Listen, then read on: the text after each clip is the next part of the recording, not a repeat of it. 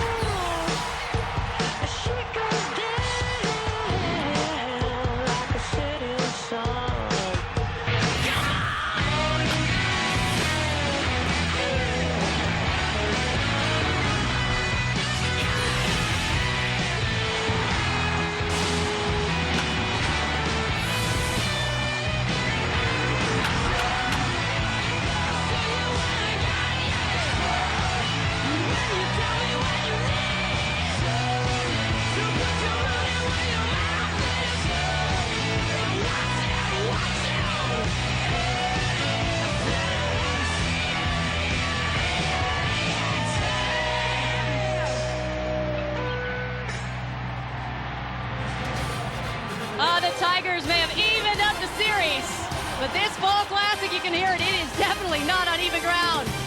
We have relocated to Cardinals country, awash in the sea of red. Welcome to the new Busch Stadium, where everyone is a designated hitter, where the Cardinals are looking to write a new chapter. No curses were laid to rest here, no socks were laundered here, but we are asking that everybody please wash your hands before you feast on postseason baseball, if you know what I mean.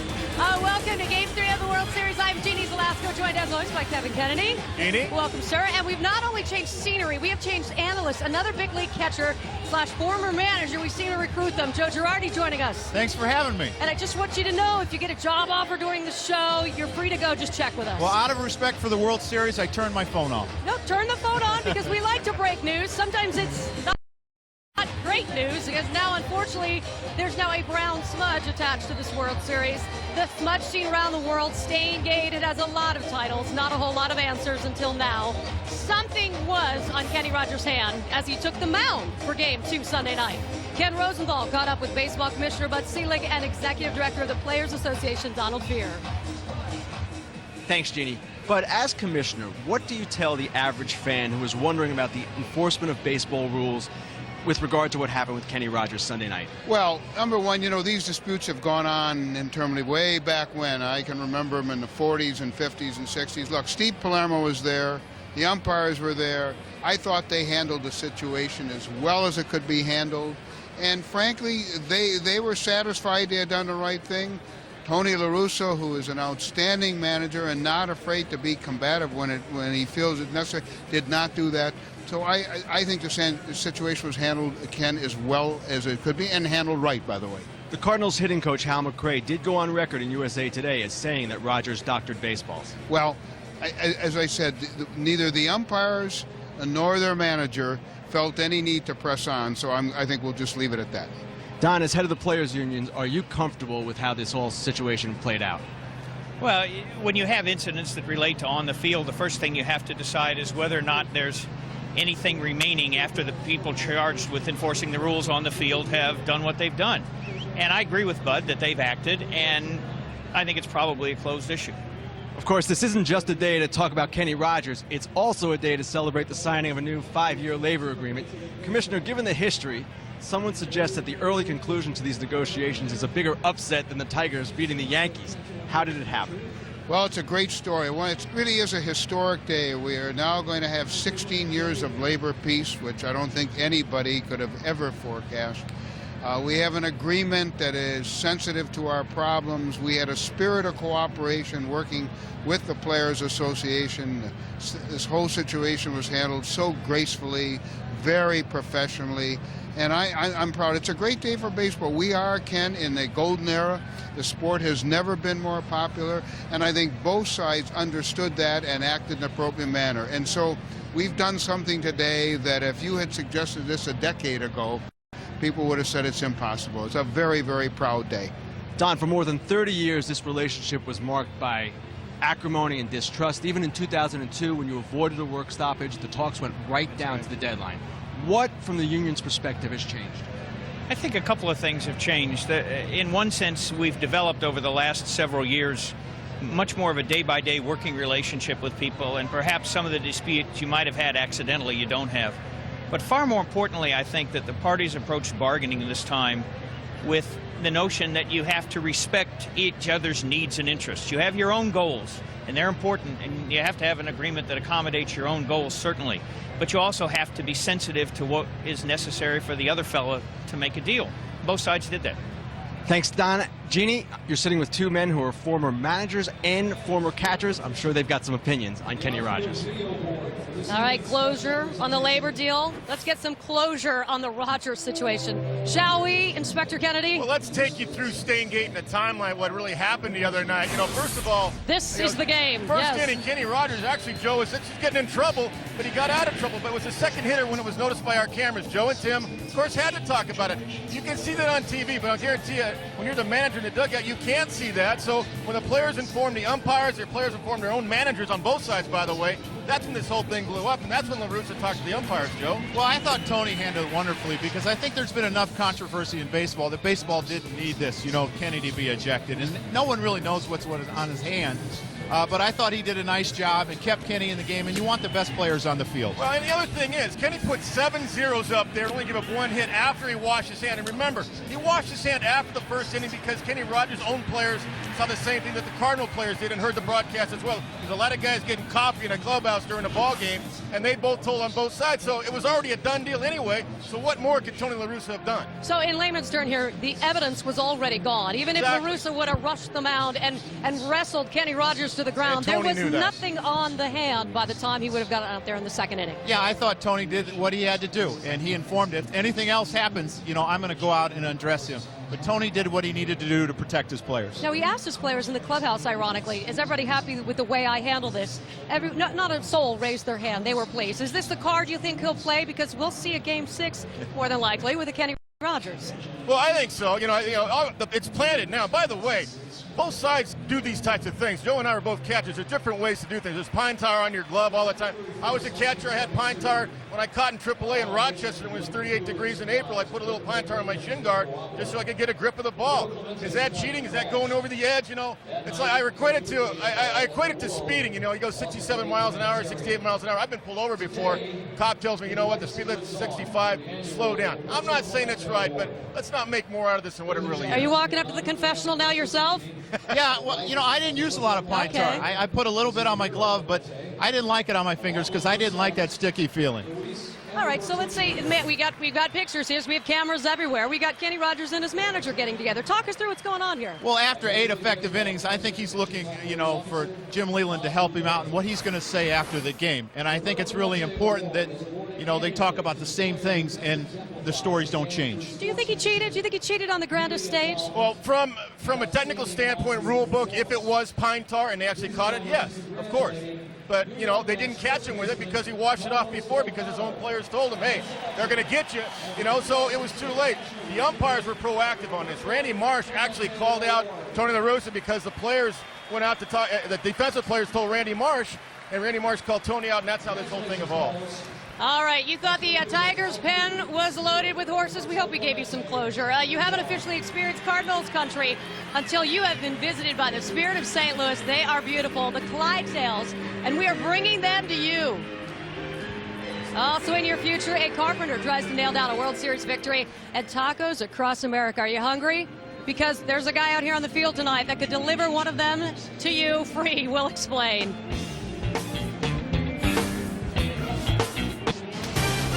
Chevy World Series pregame show on Fox, sponsored by Chevy, baseball's #1 fan. Chevy, an American revolution. 23 straight postseason scoreless innings. Kenny Rogers put a bow on it in Game 2. That's why he's the Chevrolet player of the game. You can log on to worldseries.com/Fox Sports and vote for your most dependable player of the postseason and a chance to win Chevy's most dependable Silverado. But how about a delivery tonight? Taco Bell, the left-to-center brand that encourages outside-of-the-bun thinking, is offering a free taco to everybody in America. I said everybody. If a home is hit over left center field or left field over the wall, you get it free. And we should have checked with tonight's starters maybe for a counteroffer. Of course, Mr. Carpenter isn't really the giving type. He's allowed only one home run in his postseason career at home, and you know of what he speaks, yes? Oh, he's got great stuff. And the one thing about Chris Carpenter is he led the baseball in home ERA with a 1.81. And he does it with two type of fastballs. He's able to run a sinker in here to David Wright, which he'll throw 92, 93, and he has the great overhand curveball to Sean Green that can freeze hitters. And the one thing about him is you better get to him early, because with 2 outs, hitters are 4 for 43 off him. And then the other guy pitching tonight for the Tigers, it was been great in the postseason, Nate Robertson. I think the key was against the Oakland A's in the 4th inning. He's up 5-0, 2 on, nobody out. Leland goes out there and talks to him, and all he does is punch out the side with sliders and good fastballs. He's very, very tough against left-handed hitters, but the Cardinals are a dominant right-handed hitting team, and that's why you're seeing those righties in there tonight. Actually, Taguchi's in the lineup tonight, and Preston Wilson's in the lineup. Encarnacion is struggling in the postseason historically. He's out of the lineup tonight. Gentlemen, what do we see this evening?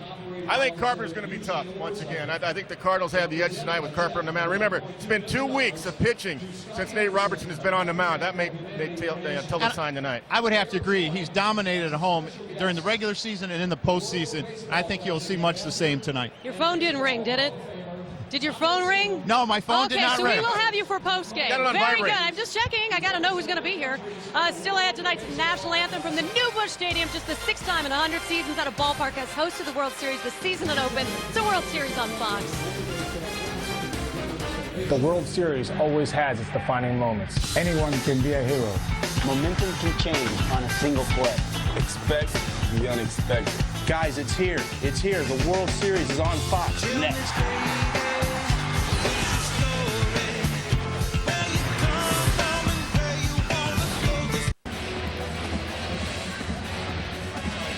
Welcome back to the Chevy pregame show on Fox. Let's go to Cardinals public address announcer John Hewlett. Now let's meet the manager and starting lineup for the American League champion Detroit Tigers. The manager, Jim Leland.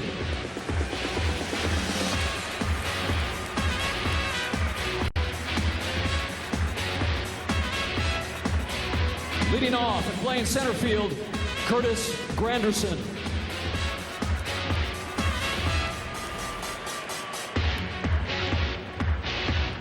Batting second and playing left field, Craig Monroe.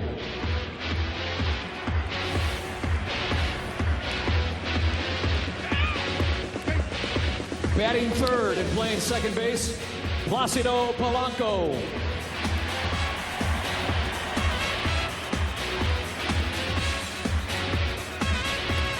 Batting fourth and playing right field, Maglio Ordonez.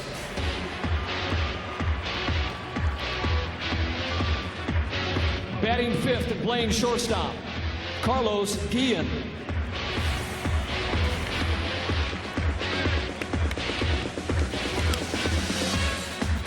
Batting sixth and catching, Ivan Rodriguez.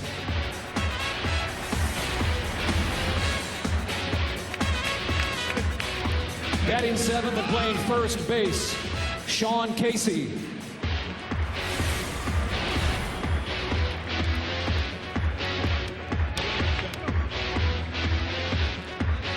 Batting eighth and playing third base, Brandon Inge.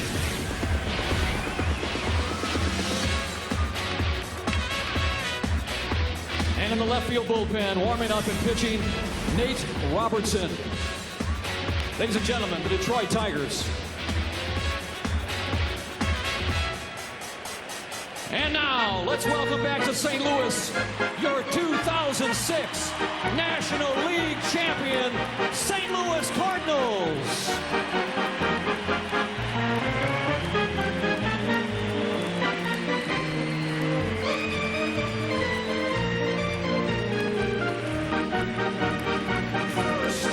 The manager, Tony La Russa.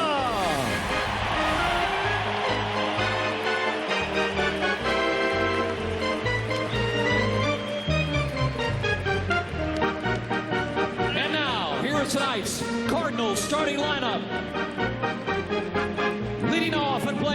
shortstop, David Eckstein.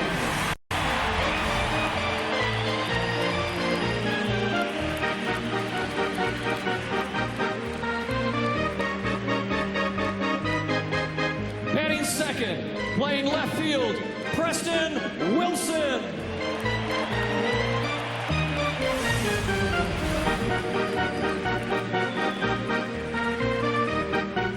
Batting third, playing first base, Albert Pujols.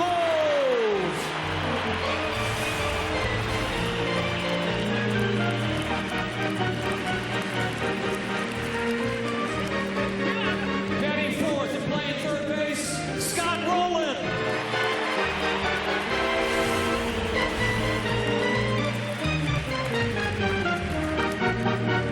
Batting fifth and playing second base, Ronnie Belliard.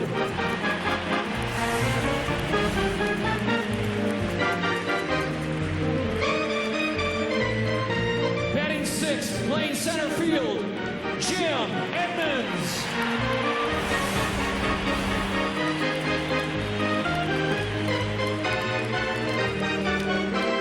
Batting seventh and catching, he's in the bullpen, Yadier Molina.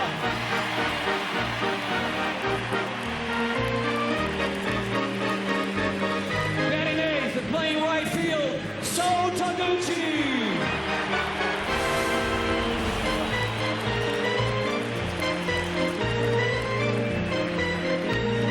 Batting ninth, tonight's starting pitcher, warming up in the right field bullpen, Chris Carpenter. Let's hear it for your St. Louis Cardinals.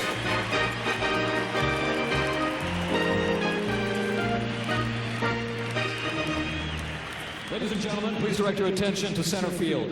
Our nation's colors are being presented tonight by the Joint Services Color Guard of Fort Leonard Wood, Missouri. Please stand and remove your caps for our national anthem. Following tonight's anthem, direct your attention to the sky for an FA-18 flyover performance. Here tonight, to honor our country by performing the national anthem, please welcome country music superstar and Capitol recording artist, Mr. Trace Adkins. Oh, say, can you see by the dawn's early light what so proudly we hailed at the twilight's last gleaming, whose broad stripes and bright stars through the perilous fight o'er the ramparts we watched were so gallantly streaming, and the rocket's red glare, the bombs bursting in air, gave proof through the night that our flag was still there. Oh, say does that star-spangled banner yet wave o'er the land of the free and the home of the brave.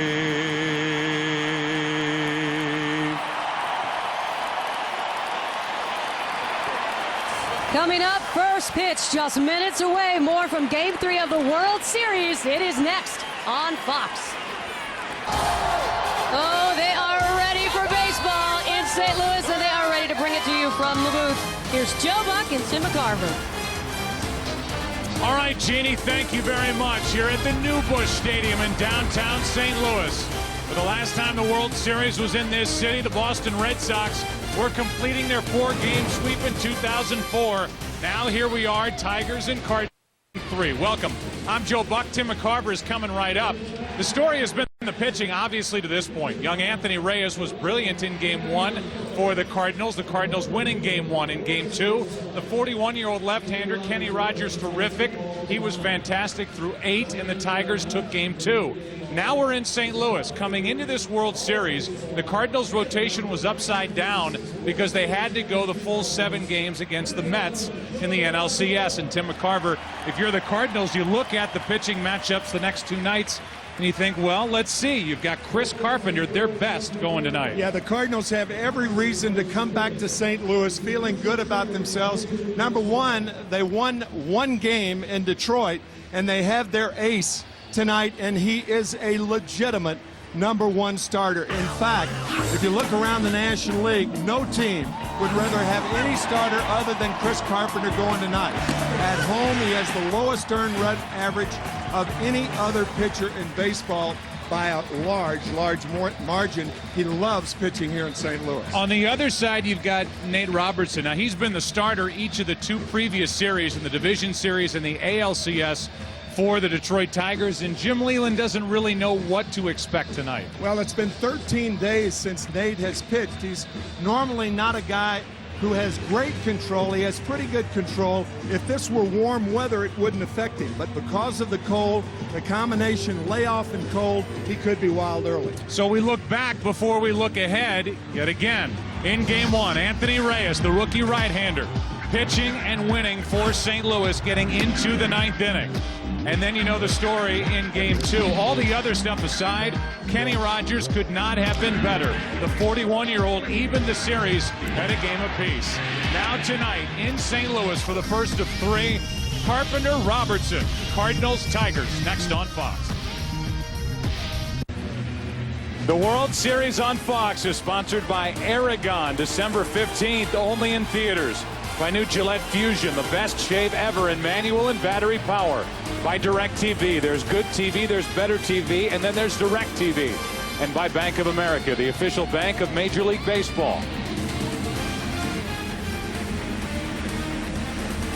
It is 41 degrees as we start tonight's game, Game 3, and here is the lineup for Detroit. It's brought to you by Bank of America. Granderson will lead it off in center, then it's the power-hitting Monroe in the number 2 spot. Polanco still hitting 3rd, and Maglio Ordonez in right. Carlos Guillen is the shortstop now here in the National League City. Ivan Rodriguez, Sean Casey, Brandon Inge, and Nate Robertson, the pitcher, batting 9th. And here is Chris Carpenter, a 15-game winner, the reigning Cy Young Award from the National League. And he takes his warm-up tosses on this chilly night. No other pitcher in baseball has an earned run average pitching at home under 2. Carpenter with a 1.81 earned run average at home. He loves pitching here in St. Louis. Defensively behind Chris Carpenter, State Farm covers the field. Here's how the Cardinals cover the field. Cardinals have gone 4 straight games with an error. And typically this is a very sure-handed group with Wilson, Edmonds, and Taguchi in the outfield left to right. Roland, Eckstein, Belliard, and Pujols on the infield with Yadier Molina doing the catching for Chris Carpenter. The Budweiser Clydesdales were here tonight prior to the first pitch, and the 2006 World Series is brought to you by Budweiser Select. Brewed longer for a bold taste that finishes clean. Expect everything.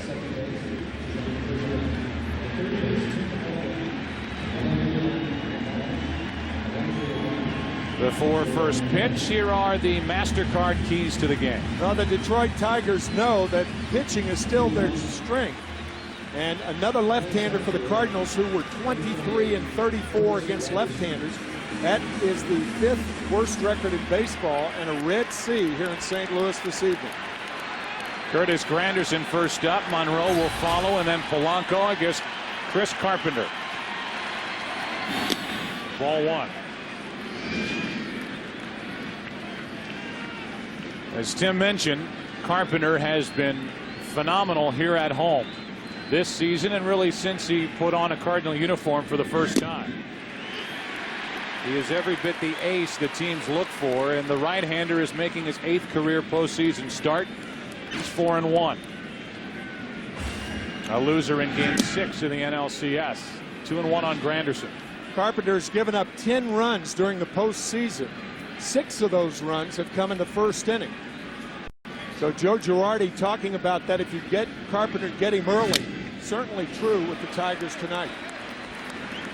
Granderson now with a 2-2 count as he tries to get this offense jump-started here in the first inning.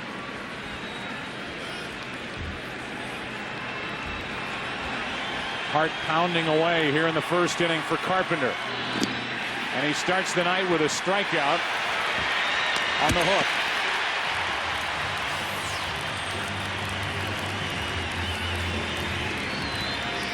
Now Craig Monroe will step to the plate, and he has been hammering pitches this postseason.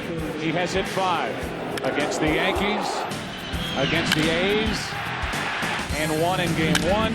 There's the shot in game 2 off Weaver. And there hasn't been a cheap one in that bunch. Free swinging first ball hitter. And he goes after the first pitch, breaks his bat. Edmonds is there, 2 out. Monroe, just so you know, who went after that first pitch, hit 400 this season, regular season and postseason combined, when he put the first pitch into play. Here he flies out. He's the second out. And Polanco, who got a nice hand from the Cardinal fans who remember him from his days in the Cardinal uniform, digs in. Cardinals tired of seeing or Monroe hit 2 first ball fastball home runs. Carpenter starting him off with a slider. Strike 1 to Polanco. Hard to believe Polanco is 0 for 7 in this World Series. The layoff has slowed down his bat. The MVP during the ALCS. And as Carpenter has 2 outs here in the inning, his scouting report. Talked about getting through the first inning, and he loves this mound. Earned run average the best in baseball and one of the best curveballs. He got Granderson on the curve out of the strike zone. Polanco spoils the pitch.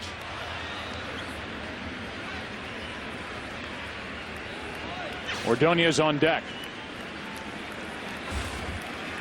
Series even at a game apiece.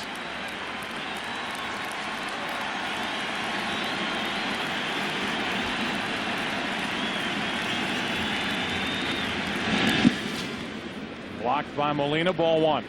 That ball went under the plate. That's a 56-foot breaking ball.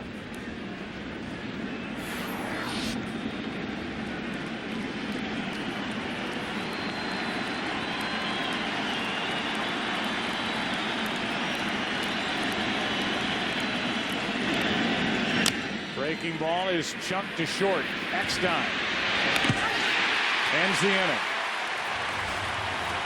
Tigers go in order. Cards come to bat against the lefty Nate Robertson. After a half, no score. The World Series on Fox is sponsored by MasterCard. By State Farm, great service, great rates. Nobody takes care of you like State Farm. By the new 2007 Lincoln MKZ. And by Taco Bell, official fan of Major League Baseball. Take a look at the St. Louis lineup. It's brought to you by Bank of America. David Eckstein will lead off. He's the shortstop. Preston Wilson bats in the number 2 spot. Then Albert Pujols hits third. Roland, Belliard, Edmonds, Yadier Molina, so Taguchi gets the start. And Encarnacion is on the bench, and Chris Carpenter pitching and batting 9th. There is Nate Robertson, the 28-year-old left-hander on 13 days of rest. 1-1 this postseason with an ERA under 6. Had a rough one at the Yankees and a good one at the A's. Chuck Hernandez, the pitching coach of the Tigers, saying that Nate Robertson, the best Tiger pitcher in the month of September. Starts the night with a fastball, pops in there on David Eckstein, strike 1. The numbers back it up. From August 30th through the end of the regular season, the 2.72 ERA by Robertson was the best on the starting staff. That bunt is a fair ball. Good job by Rodriguez. Grabbed it before it could roll foul and takes care of Eckstein, who is 0 for 10 in this World Series. Watch Pudge Rodriguez snapping that ball right near the line and getting Eckstein easily. When a right-handed batter bunts the ball, he tries to find the seam between the pitcher and the first baseman. Eckstein unable to do that. Now Preston Wilson, the number 2 hitter.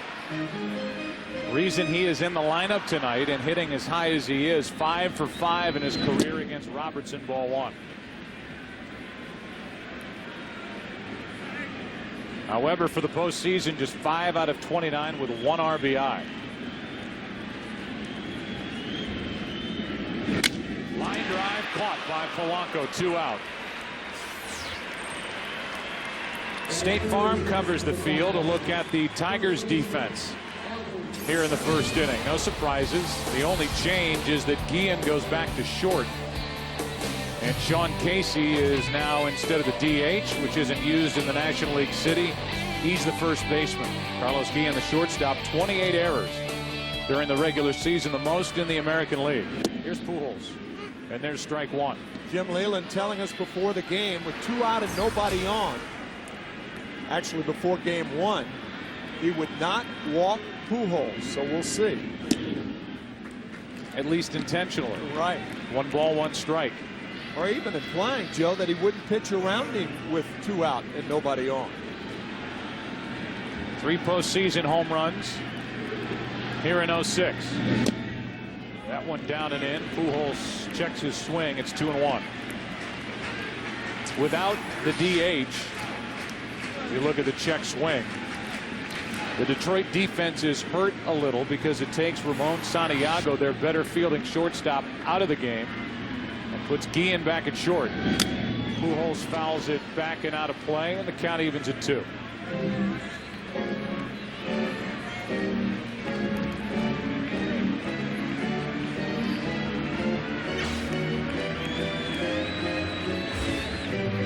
Two quick outs. Eckstein trying to bunt. Rodriguez made the play. Wilson hit it hard, but right at Polanco. Caught by the Detroit second baseman. And now with the bases empty, a 2-2 pitch to Pujols. Full count.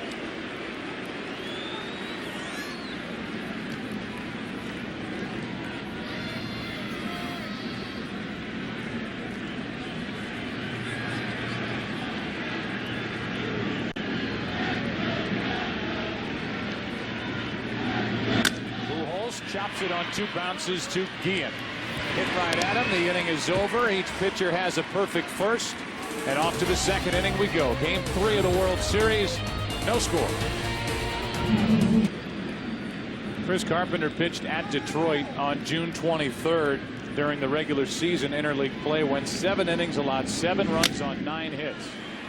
Ordonez hits it right at So Taguchi. Bad break for the Tigers, and Ordonez 1 out here in the second inning. So the most runs that Carpenter allowed all year was at the hands of the Tigers. It was a 10-6 loss when Detroit had that sweep against St. Louis in June. So far this postseason, 2-0 against the Padres in the division series, and 0-1 with a no decision, a game the Cardinals won in the NLCS against the Mets. Here's Carlos Guillen. Working on a .432 postseason average. Ball 1. Joe, we had a graphic up in game 1 saying that Carlos Guillen is the lone player in the major leagues to improve every month this year, and he has carried that improvement into October. Plunks one back to Carpenter. And the first 2 are gone here in the second inning. Chris Carpenter, with 2 out, nobody on, had this to say earlier about pitching in the postseason. At times when I was younger, I took things for granted, just enjoying being in the big leagues, thinking that it's going to last forever, and all of a sudden it was gone. And now I enjoy going out there and competing one start at a time, and really believing that you never know what's going to happen. You know, you don't know. I can go out and make one pitch and not be able to pitch ever again. So I'm trying to enjoy every start, take one pitch at a time, and treat it like it's my last. He gets Ivan Rodriguez rolling one to Belliard, and 2 quick innings for Carpenter at the start of his night.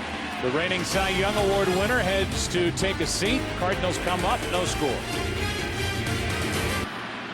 Welcome back. Tonight's aerial shots are being brought to you by MetLife. MetLife guarantees for the if in life.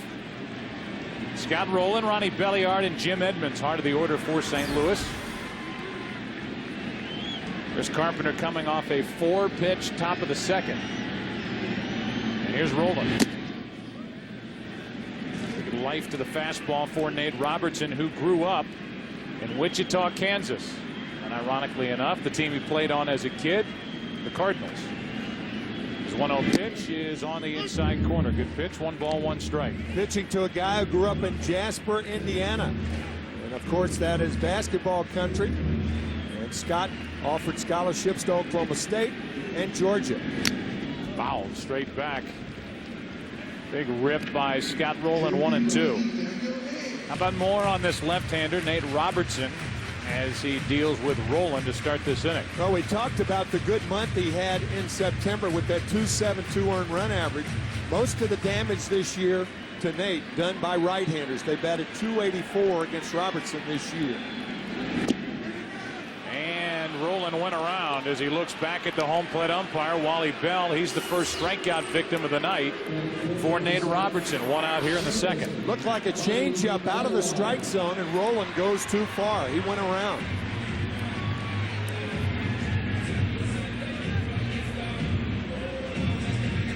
Close. Wally Bell, the home plate umpire, did not appeal. He called it himself, and with 1 out, here is Ronnie Belliard, second baseman who has been moved way up in the order. Did not hit much in the NLCS, had a great division series, and is in his career 8 out of 25 with 5 walks against Robertson. 1 ball, 1 strike.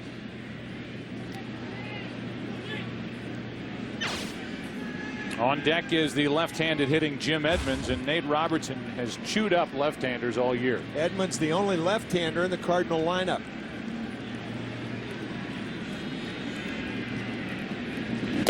On the inside corner, 1-2. But Robertson, a good job of moving the ball inside outside. The foul ball off the end of the bat came right back inside to Belliard. Belliard chased it, and it's a long run for Casey, and foul ground. He's there for out number 2. Nate Robertson, the bespectacled left-handed pitcher, and there have been a few over the years in the big leagues. Here are some: Rick Wise, Kent DeColvey, longtime Pittsburgh Pirate, Charlie Kerfeld with Houston, Brendan Donnelly, Gustavo Chassin, joining Donnelly, Frankie Rodriguez with the left-hander Nate Robertson on the mound, wearing him for the Tigers. 2 out, nobody on, and Edmonds takes a strike. Early returns on Robertson with the 13 days of rest. He looks very sharp.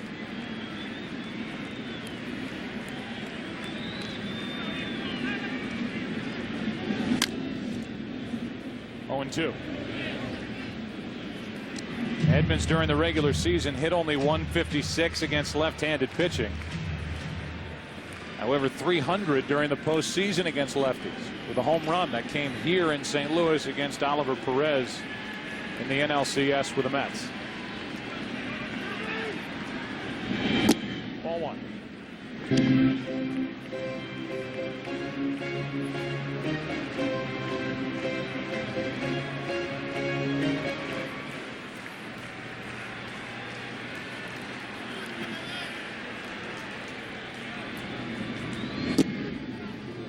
Just low, 2-2. Dan Deerdorf right in the middle, our good friend, CBS Sports, former Monday Night Football announcer, and a Hall of Famer, NFL Hall of Famer, number 72 for the St. Louis Football Cardinals. 2-2 pitch is down and away, full count.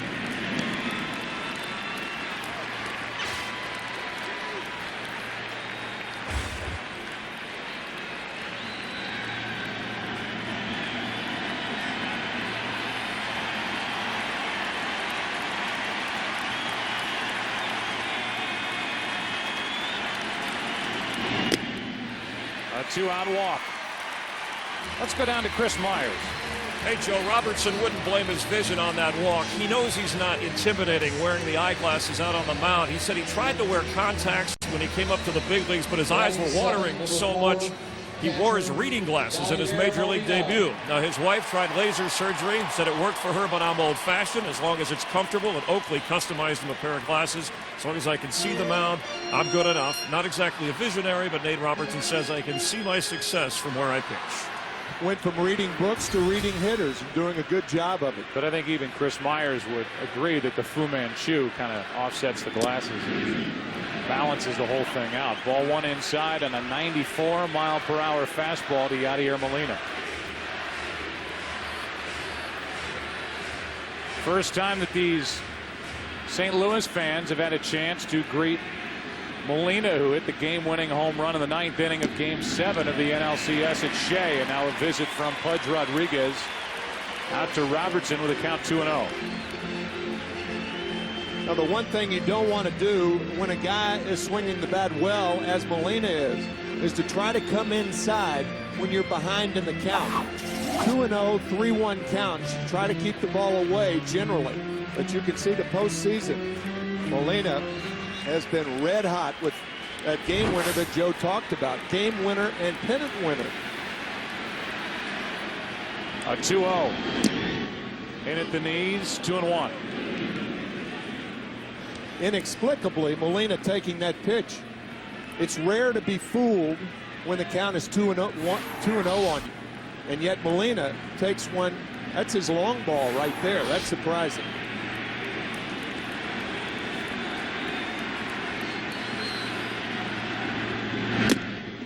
High and tight, 3-1. So Taguchi on deck.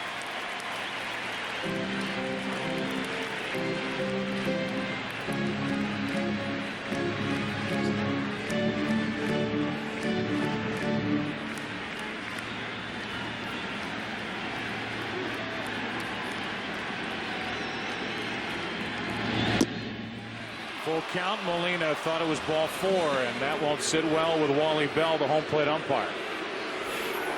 Molina takes the 2-0 pitch on the inside part, and now the 3-1 pitch. That pitch appeared to be low. But still, those are hittable balls for Molina. Those are his long balls, those balls down and in.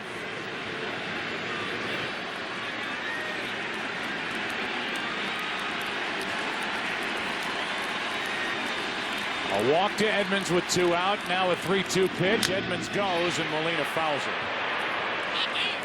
It's not only been a turnaround for the Cardinals down the stretch when they almost coughed up that 7-game lead with the Astros bearing down on them down the stretch. That lead got to a half game the final weekend. But it's been a turnaround for these fans as well. The second half of the year they started to believe that whether or not the Cardinals ended up winning the division didn't mean much, because once they entered the postseason, they weren't going to advance. And now here they are in the World Series, tied with Detroit at a game apiece, with Carpenter on the mound tonight and Suppan, who is cementing himself as a big game pitcher, going tomorrow night. Here are two teams in the World Series with losing records after the All-Star game. First time in World Series history that that's happened. Robertson trying to get out of what is now a long bottom of the second. It started out with Rowland striking out, Belliard fouling out, and now Molina hits it down the line off the left field umpire, Randy Marsh. It just kept chasing the crew chief, and he couldn't get out of the way. Foul ball. Randy smiling about that. Tries to get out of the way. Randy doesn't run as well as he used to.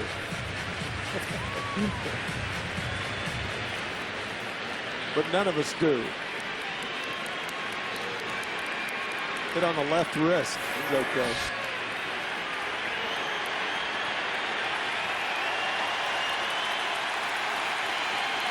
Another 3-2. Another foul ball. Jim Edmonds, who gets a shot in the ball of his left foot prior to every game. A Novocaine to numb the pain in his left foot is saying, hey, Yachty, put one in play here. I'm getting my sprints in October 24th.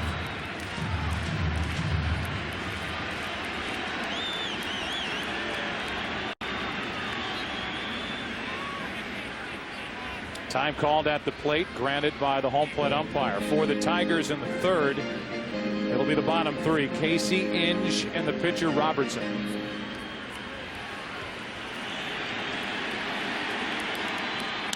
Molina hits it in the air to left and right at Monroe to end the inning.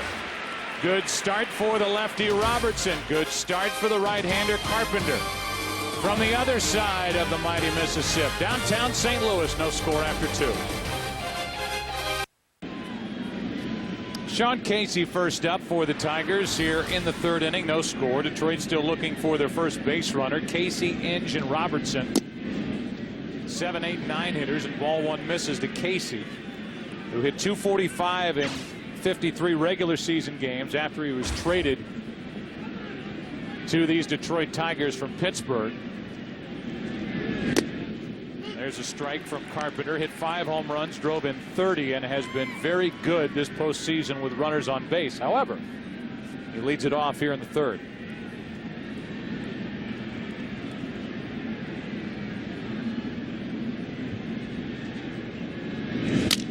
To the right side, and Belliard, playing in shallow right field, takes care of Casey. Brandon Inge is coming up, and we learn more about this likable third baseman. Hi, I'm Brandon Inge, third baseman for the Detroit Tigers. A couple of years ago, a couple of guys were daring me that I couldn't kick a 50-yard field goal. Gave it a shot, and I won the money. In my off seasons, I really enjoy playing a little golf. You know, it's just fun to hit the balls into the woods from time to time and go pick them up out of the water. I had some pretty good hands in college. I am goofy as goofy. And he gets the first base hit of the night for Detroit as he singles into center field. He shows off those good hands. And later in that piece showed off a fantastic trick with a bat as he's on with one out here in the third inning, and that gives Robertson a chance to bunt. Brandon kidding himself about goofy and goofy. Nothing goofy about that swing. A guy who's signed as a catcher and is now a terrific third baseman, and you're right, Robertson will be up there trying to bunt. Throws left, bats right, and takes a ball from Carpenter. Thing you try to do as the right-handed bunter, you try to bunt the ball toward first base because you have Pujols holding the runner on. So he's late coming down the line. Plus he's got a bad right hamstring. So if Robertson can get it down anywhere down the first base line, the sacrifice will be successful. Robertson trying to get Inge into scoring position for Granderson, who's on deck. And time called at the plate by Molina. So these are the small things that National League pitchers are asked to do start after start. Get bunts down, advance runners, and it's up to Robertson to get that done here for Detroit and give Granderson the RBI chance.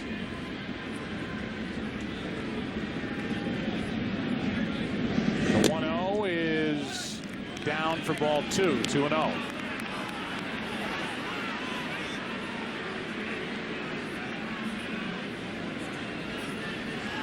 That was a close fastball, but sometimes when catchers have to field a possible bunt, they'll take that low pitch away from a pitcher coming out of their crouch. And the bunt to the right side. Carpenter will go to the bag himself. Down to second is Inge with 2 out. Sacrifice is good. It scored 1 unassisted, and Robertson does a nice job of getting the bunt down perfectly. Yeah, this is well done. Too many major league hitters trying to be too fine with that bunt. And Robertson realizing that Pujols is holding the runner on. And Carpenter just takes the play himself. So now it's up to Granderson. Curtis is so far 0 for 10 in this World Series. 10 out of 42 in the postseason. He has hit 3 home runs, driven in 7. And he put Detroit on top here in the third inning. Runner at second, 2 out. And that one gets away from Molina. It will send Inge over to third. Should be a wild pitch on Carpenter, and Molina went after it in atypical fashion. Well, you don't see Yadier Molina go after balls like that. He tried to backhand it. When you try to do that, it hits off the leather outside the glove, and it caroms to the left of Molina. You know, it's almost like that was a cross-up, because Molina normally, with the breaking ball, a catcher anticipates that ball being in the dirt, so you go down with it. Molina, you don't see that, him backhanding a ball like that. But I'll tell you one thing, he's going to be reluctant to call that pitch again, because now Inge is on third, not second. This is where the speed can come into play now for Granderson if he hits the ball to one of the infielders. That one is in the dirt out in front of the plate, and Carpenter comes in to grab it. 2-0. Well, they came back with a dicey call. Another curveball. Ball crawling up the chest protector, blocked in more conventional fashion. Inge thought about it, but properly went back. Where the Cardinals caught a break as that ball bounced and hit high up off the left shoulder of Yadier Molina. Bad break for the Tigers. The count's 2-0. Runner at third, 2 down. Detroit trying to strike first tonight. And a ground ball to second. Belliard circles it, takes care of Granderson, who is 0 for 11. And here's that special Brandon Inge talent. Watch and enjoy. We go to the bottom of the third here in Game 3. Still no score.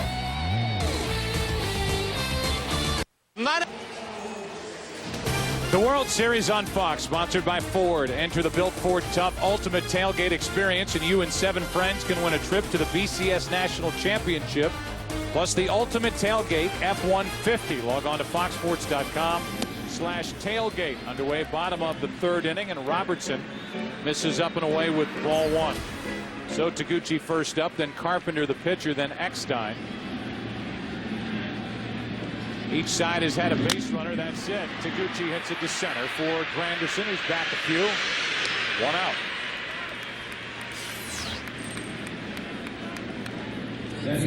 Taguchi now 5 out of 9 this postseason, and Carpenter, who's 1 for 9 swinging the bat this postseason and an .095 career hitter, walks in. Chris had no extra base hits on the year, so if you're the right fielder and center fielder, you have to play Carpenter very, very shallow. Protect against balls being dumped in front of you.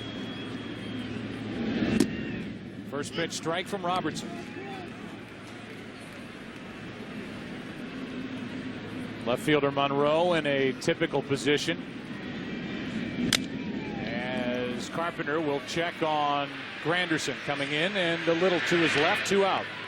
2 quick ones put up by Nate Robertson. Bases empty, and Eckstein will be the hitter next Tuesday on Fox. Standoff returns, all new at its new time, 8 Eastern, 7 Central, followed by the Emmy Award-winning smash hit House at its new time, 9 Eastern, 8 Central. It all starts next Tuesday right here on Fox. Viewer discretion is advised. With bases empty and 2 out, David Eckstein will step in. Eckstein tried to bunt his way on back in the first inning, but barely got it out of the batter's box when Ivan Rodriguez pounced on it. Strike 1.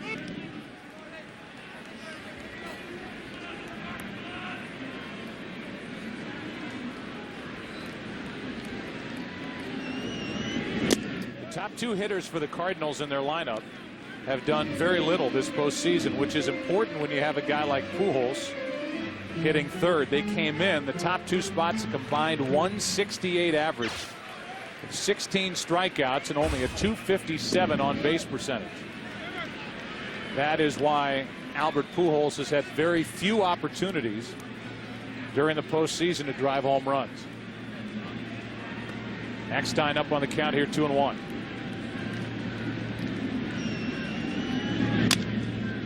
Another one into center field. Granderson will tie a record. Makes the catch, and we go into the 4th inning. The big bats coming up.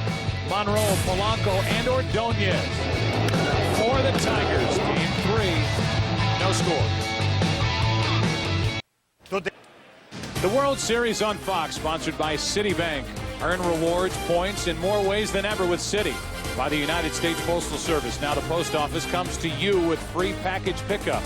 And by Chevy, baseball's #1 fan. Chevy, an American revolution. It's already the 4th inning. Good game. Game 3 and the big bats for the Tigers. That means Monroe, first up, takes a breaking ball in for a strike from Carpenter. Monroe went after the first pitch in the 1st inning, fly to shallow left center. He has hit 5 home runs this postseason. That pitch is on the inside corner. It's 0-2, and for Monroe, he set a new Tiger record with the most home runs hit in one postseason for Detroit. Once you get to 2 strikes with the fastball inside, then you can go away, away, away. Tease Monroe. In the dirt, ball 1. Tigers made a wise selection when the Texas Rangers tried to sneak Craig Monroe through on waivers in February of '02. Detroit pounced on him, and this guy has developed and has been getting better and better and has been one of the stars for Jim Leyland this postseason. A 1-2 pitch from Carpenter. Breaking ball, Monroe strikes out, and that's strikeout number 2 for the Cardinal right-hander. Once again, what set that pitch up was that fastball for a strike inside. And after missing 0-2, he gets Monroe on the curveball. One of the tightly wrapped breaking balls in the major leagues. That's Chris Carpenter's curve. Brings in Polanco with the bases empty, 1 out. Carpenter grew up and still lives in the offseason in New Hampshire. So he's used to the chilly temperature, 41 degrees at the start of the night. So there are times when they used to have to shovel off the field so they could play.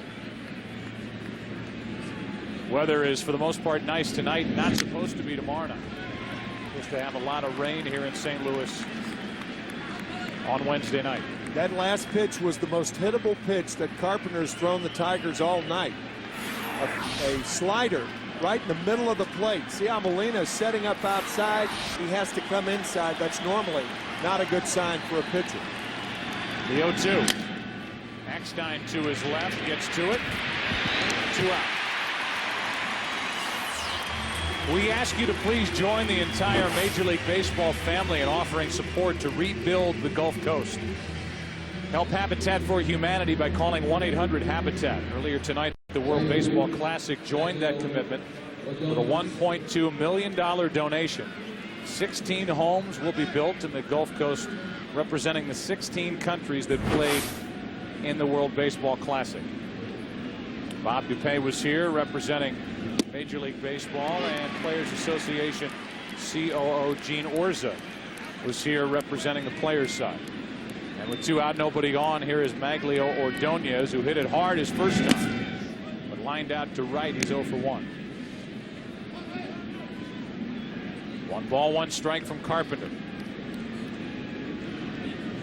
Got one of the better home teams during the regular season against the best road team in baseball, going at it here tonight. Joe, I can't help but think guys about 4 feet apart, Maglio Ordonez, Yadier Molina, both with home runs to put these teams in the World Series. Ordonez against the Athletics, Molina against the Mets. A 2-1 from Carpenter is hit hard into right center field. Taguchi back is there to end the inning. Ordonez hit it hard again, but he's 0 for 2. 4th inning rolls in. Bottom half here in St. Louis. Still Tigers, Cardinals, no score. 2, 3, and 4 hitters for St. Louis against Nate Robertson, who has yet to allow a hit. Wilson, Pujols rolling, facing the Cardinals for the first time, and Wilson gets a base hit into left field to start the bottom of the 4th. Before the game, Nate Robertson acknowledging the fact that Preston Wilson could be the one guy in the lineup to give him the most problems. He is lined out to second and lines the ball to left field for the Cardinals' first hit.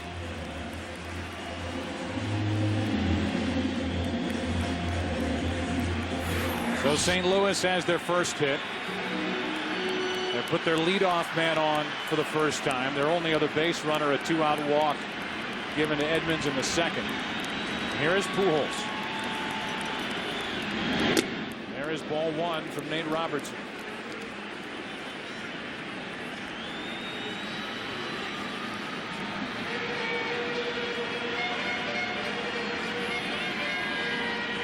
There's Mookie Wilson, stepfather to Preston Wilson. 2-0 on Pujols.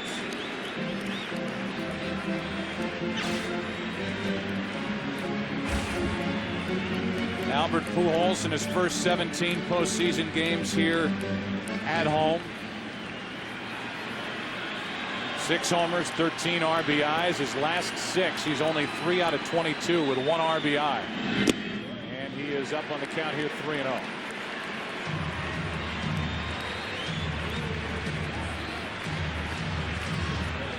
Prior to this inning, Robertson had been able to get inside on the right-handed batters, working from the third base side of the pitching rubber. Gave up the hit to Preston Wilson. And now the 3-0 pitch is a strike to Albert Pujols. Pujols, with all his prowess, does not like to swing at 3-0 pitches. Part of that, the reason for that is that he doesn't see a lot of pitches in the strike zone to begin with. It's tough to come inside the right-handed batters when you're falling behind. Chase the pitch and shoots it down the right field line. It'll be a ground rule double as it hops out of play. Second and third, nobody out. That is just remarkable plate coverage by a guy with the best plate coverage. That ball is outside with Rodriguez setting up inside. And Pujols, that ball's about 4 inches off the plate, and he hammers one down the right field line. It's just remarkable how much of the plate he can cover. Well, the question is always for the Cardinals, is Pujols going to get frustrated and start to chase pitches out of the strike zone? He did right there, chased ball 4 and turned it into a double. It hopped out of play, which took a run off the board for St. Louis and leaves it up to Rolen with second and third, nobody out. Ball 1 inside. The Cardinals are more concerned with Pujols chasing balls down than they are outside or inside because of his plate coverage, and that was a perfect example. That pitch missed by about 4 inches, and Pujols delivered. Down and in, 2-0 on Rolen.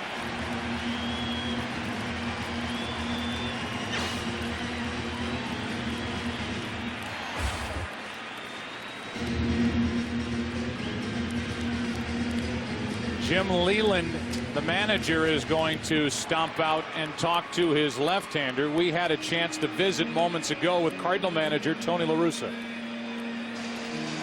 Tony La Russa, this game is heading into the bottom of the 4th inning. The top halves of these innings have gone quick for Chris Carpenter. He looks awfully sharp here tonight.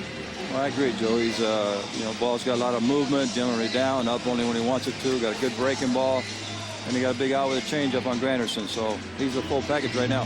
Your lineup is ready to go with the 2, 3, and 4 batters here in the bottom of the 4th inning. It's been an issue for your team to get guys on base in front of Albert Pujols, and as we speak, we're about to see Preston Wilson try and do that. Well, I hope Preston has the same kind of at bat he had the first time. He hit the hardest ball of the night. And so did Albert. So, we got a chance to break through this half. Rolen you have in your cleanup spot tonight, and the last few games his swing looks like it's back. Yeah, it looks like Scott Rolen, and especially the tougher the situation, the better the at-bat. So we figure that's another one of our pluses. All right, Tony, thanks for your time. Okay. Rolen with a count 3-0 takes a walk, and the bases are loaded. A single, a double, a walk. Nobody out, and Ronnie Belliard coming up for St. Louis.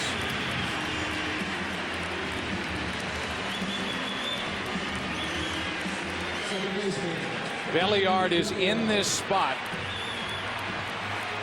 with this type situation. 8 out of 26 with 5 walks in his career against Robertson, one of the few guys who had seen this left-hander prior to tonight's start and had success against him. Wilson is in there for the same reason. He started this with a base hit into left.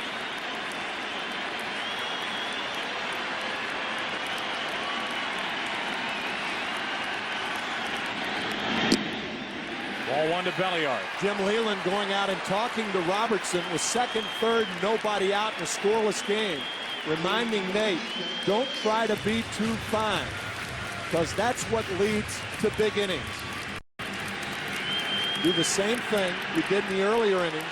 Try to make contact with the bat. 1 ball, 1 strike on Belliard. Belliard was the hitting star for the Cardinals in the division series against the Padres. Didn't do a whole lot against the Mets in the NLCS, but came in a .438 hitter here in St. Louis during the postseason. That was against the Yankees by Ken Boyer. Off Al Downing, the left-hander. The 1-1. Strike 2, and Robertson needs a strikeout. He has 1 tonight as Jason Grilli, the right-hander, gets loose for the Tigers in their pen. Normally, with nobody out and the bases loaded, it's not as pivotal an at bat. But here it is, because Jim Edmonds, the only left-hander, is on deck. So if Belliard strikes out, it's going to be tough for the Cardinals to push across a cheap run.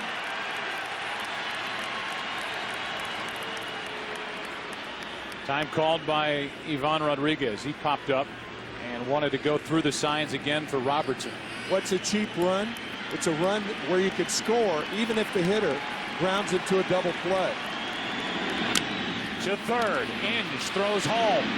Out, 1 away, and a big out for the Tigers with Edmonds coming up. The force out at the plate. Inge fires home and score at 5-2. Inge realizing that it's not hit hard enough to get a double play the conventional way, a 5-4-3, so he comes home for the force. Right play again, particularly with Edmonds coming up. Notice how he throws the ball inside the line. Wilson, on the other hand, trying to run in the line to thwart the throw. Remember game 1, the throwing error that Inge made on a play at the plate. With Edmonds coming home, now it's Edmonds at the plate with a bat in his hands. Here's the error. 2 errors on the play. The wild throw and then the obstruction of the runner. Roland coming around third. Now the bases loaded, 1 out. Robertson trying to get out of this mess, and he starts Edmonds with a strike. We'll say again, against Nate Robertson, left-handed batters hit .181 during the regular season, the second lowest in the major leagues.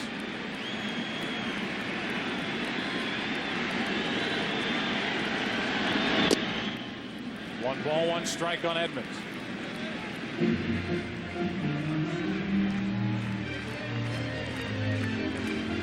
Pujols now at third with Roland at second and Belliard on at first.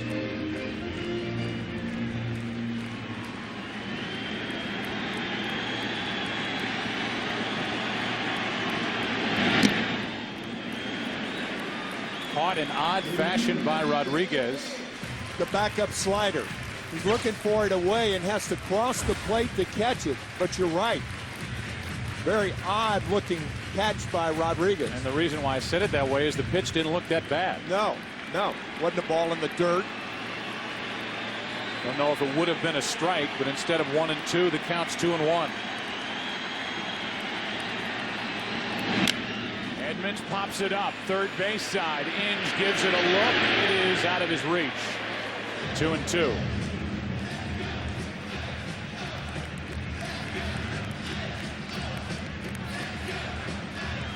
That's for the entire season, including the Giambi home run earlier in the postseason. 2 balls, 2 strikes, bases loaded, 1 out. Nate Robertson trying to get out of a bases loaded, nobody out situation.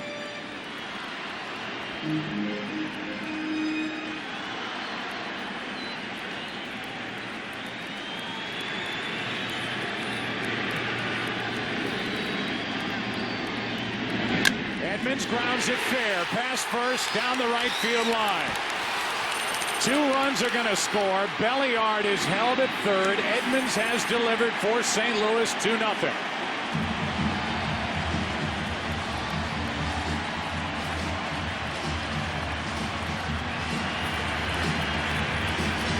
Not every hit is a mistake, but this is a mistake by Robertson. Right in the middle of the plate to Edmonds.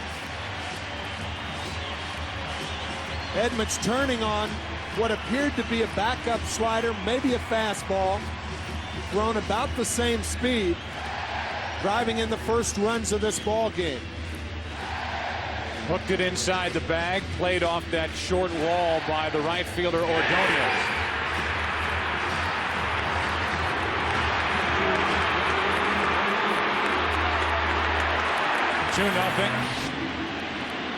An intentional walk being handed to Yadier Molina.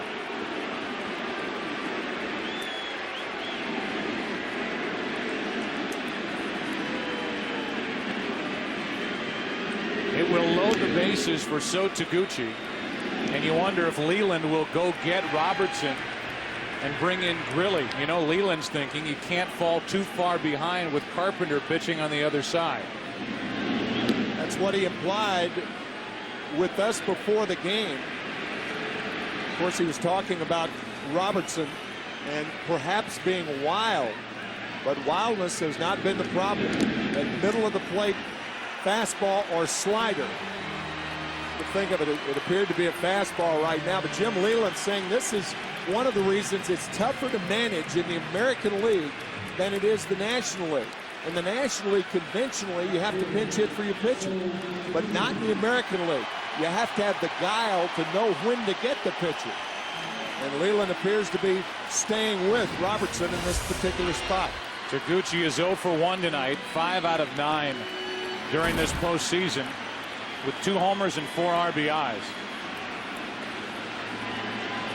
Bases loaded, 1 out.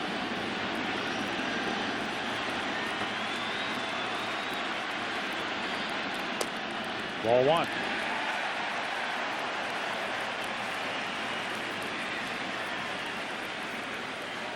By Tony La Russa's own admission, So Taguchi did not have a good year, but he has turned his fortune around in the postseason.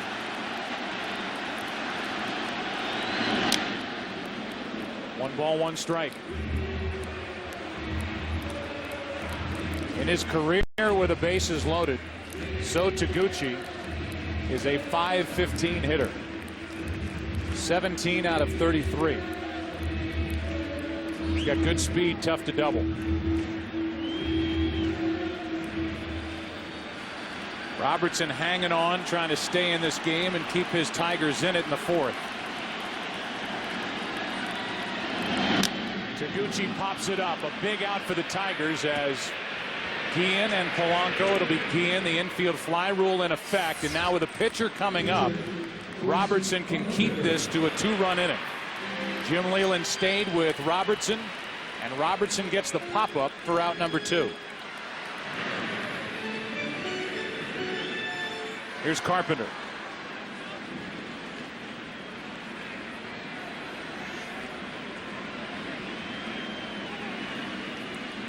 Carpenter with 2 RBIs during the regular season. Strike 1. If Robertson keeps this to a 2-run 4th inning, those Tigers should shoot off the field with Guillen, Rodriguez, and Casey coming up.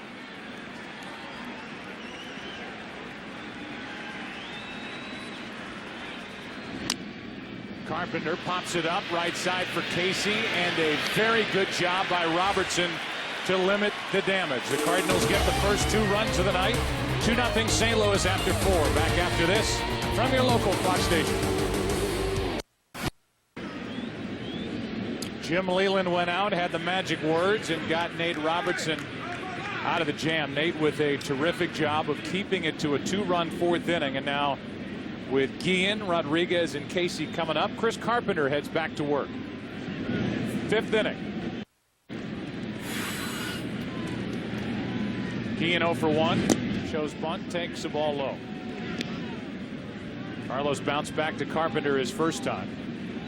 step to the plate in that second inning with a .432 average. That's the highest during the postseason by a Tiger all time. He still has some at bats and some work to do. On the inside corner, borderline pitch, 1 ball, 1 strike. Alan Trammell hit .419 back in 1984 when he was the MVP of the World Series, hit 3 home runs.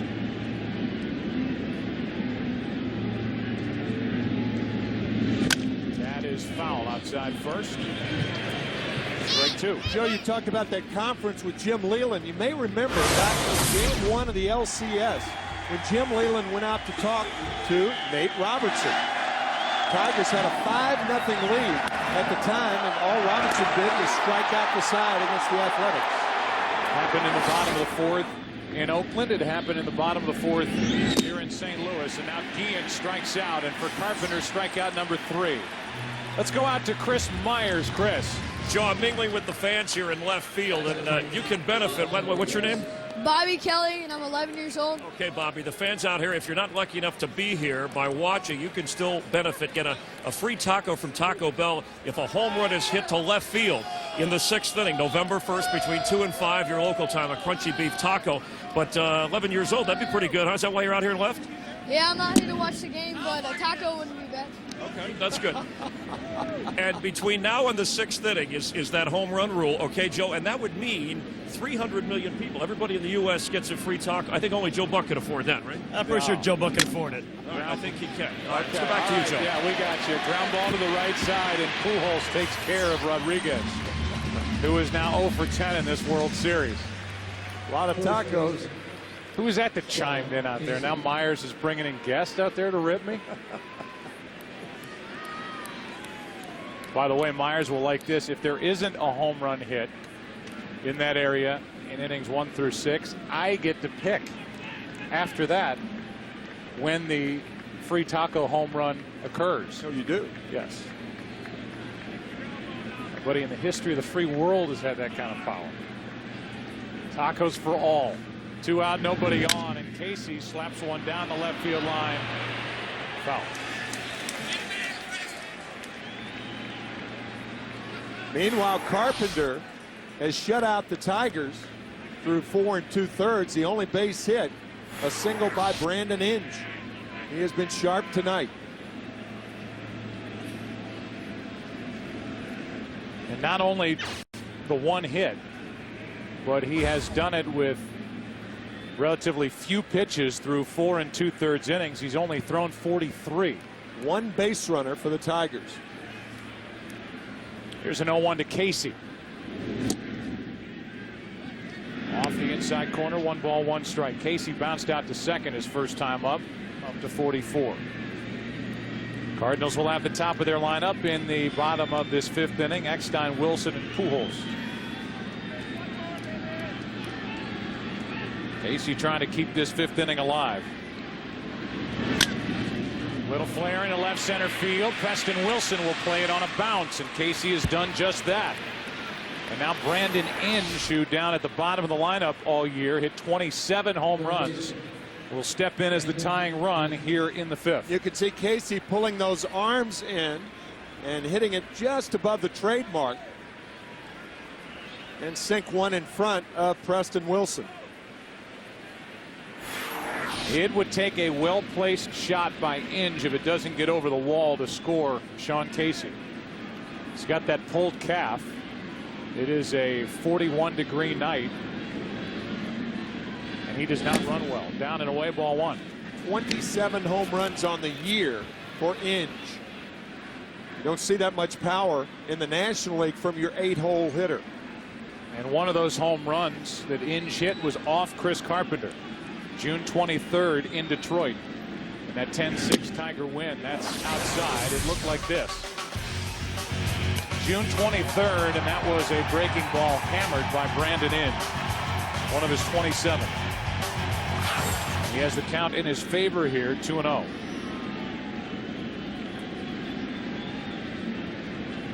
They don't hold against Casey at first, and Carpenter drills the outside corner, 2-1.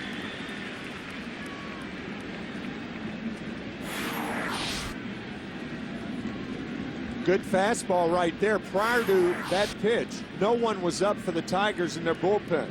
And now there is activity. Jason Grilli threw in the bottom of the 4th inning, so he's ready. On the outside corner again. In case Jim Leland wants to go to a pinch hitter.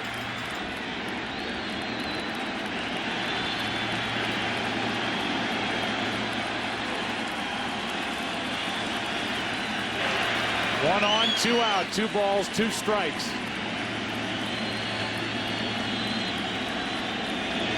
Inning over. Carpenter just blowing a fastball by Inge halfway through game number 3. 2-0 St. Louis. The World Series on Fox is sponsored by Chevy, baseball's #1 fan. Chevy, an American revolution. Well pitched, well played game here in game 3. St. Louis, first of the middle portion of this World Series. 2 more to come at Busch Stadium. And the first pitch to Eckstein is up and away. 2-0 Cardinals on top. RBIs, both of them belong to Jim Edmonds. The bases loaded 2-run double in the 4th. Eckstein 0 for 11 in this World Series. Showed bunt, was going to swing, and takes a strike. 1 ball, 1 strike. We had a chance to visit with Jim Leland during the last break.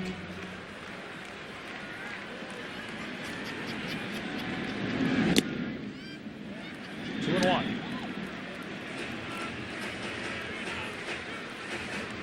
Eckstein injured his left shoulder in the NLCS against the Mets. He's had a tough time pulling pitches as he takes strike 2 over the inside corner. And these Tigers have been working him inside this entire series. 2 guys with injured left shoulders in this series. Placido Polanco for the Tigers and David Eckstein for the Cardinals. Hitless thus far. Turns on that, but pulls it foul. I think both teams, because of the injured left shoulder, for different reasons, you don't want to throw the off-speed pitches and allow them to turn on them. So both teams have been throwing mostly fastballs to both Eckstein and Polanco. The 2-2. Up the middle. Base hit. First hit of the World Series for David Eckstein. And here's our visit with manager Jim Leland. Well, Jim Leland, you stayed with your starter, Nate Robertson. You made that visit like you did in the ALCS. You must have the magic words to that kid. He stepped up and got out of that inning and limited the damage for you again. Well, he did. You know, like we talked about before, Joe, you know, when we talked to you guys for the game, you tell him just, you know, those 2 are probably going to score and just don't let it blow wide open. And he did a good job of that. I think he's thrown the ball pretty well. Jim, that's what I was going to ask you. What did you say to Nate? Just pitch like there's no one on base? Yeah, I told him, I said, look, you just got to make pitches from here on out and forget those 2 guys. They're probably going to score, but just don't further the damage by trying to be so fine that, you know, you just don't make your pitches. You got to make pitches, but you can't just guide the ball and try to set it over the plate. You got to throw the ball with authority. And you are back in the National League, or managing National League style, so now you get into that area where you're thinking pitcher, pinch hitter, bullpen, so all that's back in play for you. Yeah, I'll probably have to pinch hit next inning. You don't like to do it, particularly if he holds it 2-0, but, you know, we're in a World Series. We're facing a great pitcher who's throwing very well tonight, and you just can't wait too long, Joe. Hey, Jim, thanks for your time. Sure. Jim Leland, the Tiger manager, leadoff base hit, and while he was talking about pinch hitting, now he's got his bullpen up again. Right-hander and a left-hander with Preston Wilson waiting for an 0-1 pitch. 1 ball, 1 strike. Whether Wilson gets on or not, Jason Grilli may be the pitcher to Albert Pujols. I think the only caveat to that is if Wilson hits into a double play, Robertson probably will be allowed to finish the inning. Wilson trying to go the other way, fouls it, strike 2. Tony La Russa, like many managers, but plays those numbers, and it's one of the first things he looks at. History with certain hitters against certain pitchers, and when he saw Preston Wilson 5 for 5 into the lineup, he went. His history against Nate Robertson, and he's 1 for 2 tonight. Hit the ball hard twice. For Robertson, first time he has faced this Cardinal team. And now making his way through this lineup for the third time.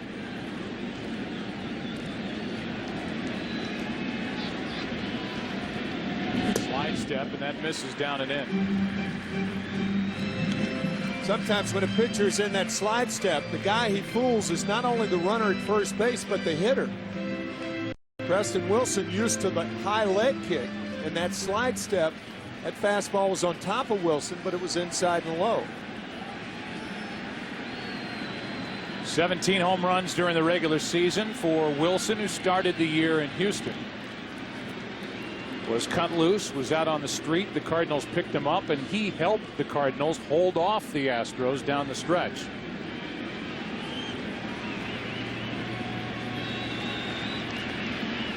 The 2-2. A strikeout for Nate Robertson, his second of the night. And it comes with Pujols coming up. The strikeout pitch to Preston Wilson. Last time up, Pujols doubled down the right field line when he chased the ball out of the strike zone with a 3-1 count.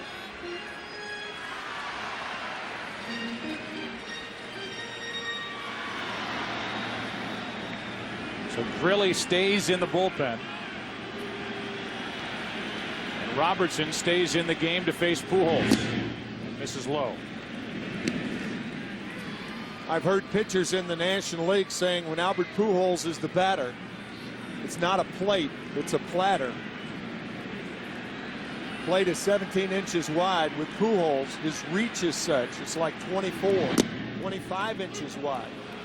And that last hit, an indication of that. Good pitch by Robertson. 1 ball, 1 strike. 1 on, 1 out. 2-0 St. Louis in the 5th.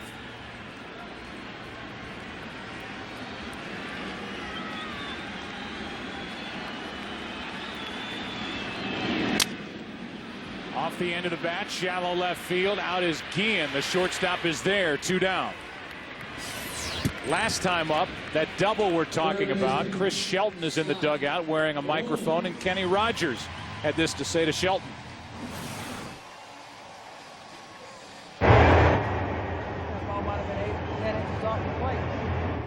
Ball might have been 8 to 10 inches off the plate. It looked it, and Pujols doubled to set up the inning when the Cardinals pushed across the only 2 runs of the night.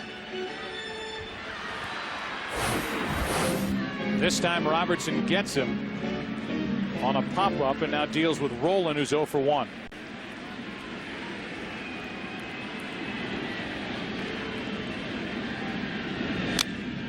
And a foul out of play. Back in 2004, when the Cardinals were swept in the World Series by Boston, the combination of Edmonds and Rolen were 1 for 30 without an RBI. So far in this World Series against Detroit, that combo is 8 out of 17. Check on the runner Eckstein back in time. And they have been driving in runs, including Edmonds with his 2 tonight.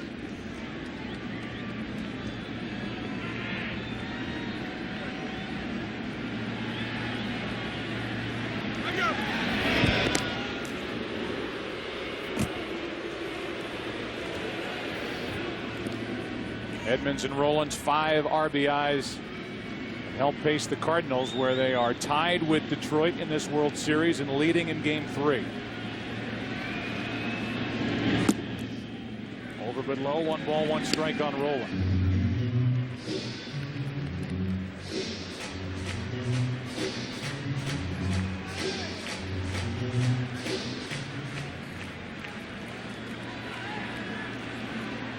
Detroit in the 6th inning will start with the number 9 spot. That's why Leland mentioned that he will pinch hit. 2-1.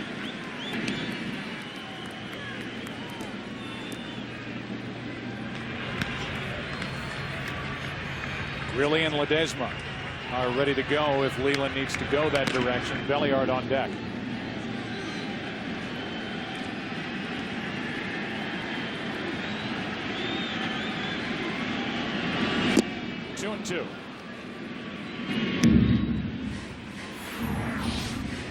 Good fastball from Robertson. The reason you have two pitchers up this inning, you may have to bring one pitcher in to finish the inning, the other pitcher to start in the bottom of the sixth, because the pitcher is leading off for the Tigers in the top of the sixth inning.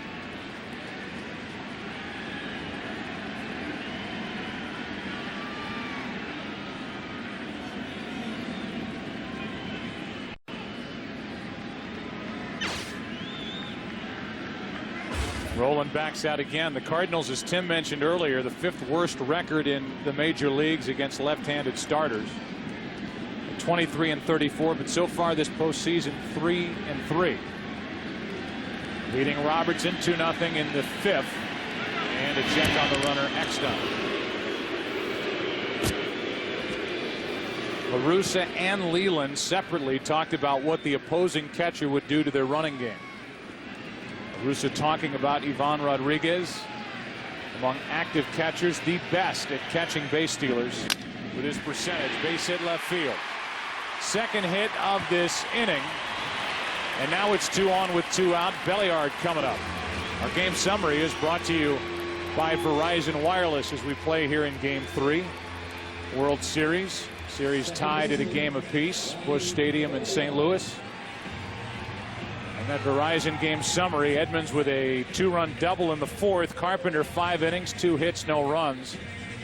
The Cardinals had the second best home record during the National League play during the regular season. I think the reason Jim Leland is allowing Robertson to stay in the game, the 2 prior at bats by Belliard. Pop up to first and a fielder's choice. He has not had good swings all night against Robertson. Hasn't had many good swings since the end of the division series. Even with that history that he brings with him and his at-bats against Robertson, Leland sticks with his 28-year-old left-hander. 0-1. 0-2.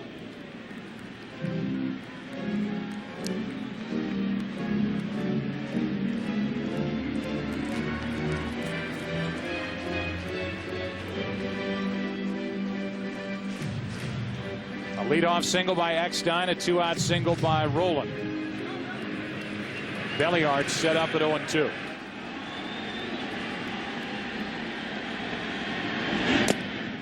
Just inside, ball 1. Well, that's an excellent sequence. Change up, outside. Now he tries to bust the fastball inside, and it just misses.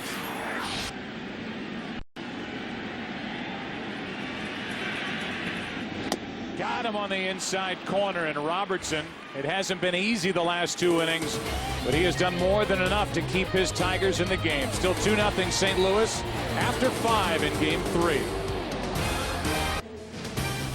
The World Series on Fox is sponsored by Budweiser Select, brewed longer for a bold taste that finishes clean. Expect everything. It is a spectacle to watch the Budweiser Clydesdales take their tour around the field.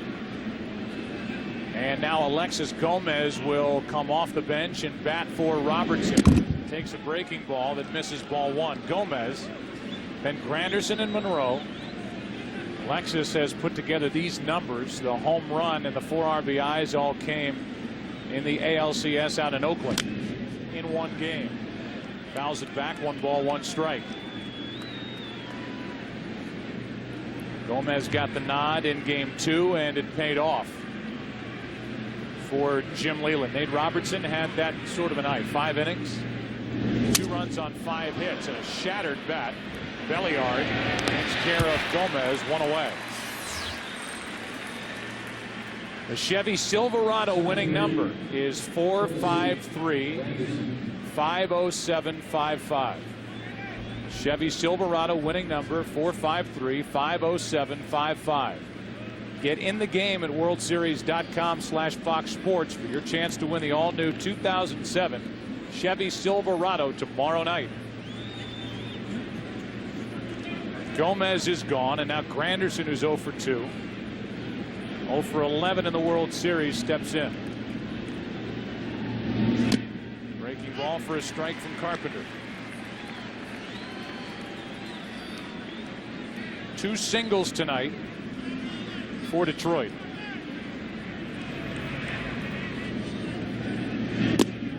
Another one for strike 2.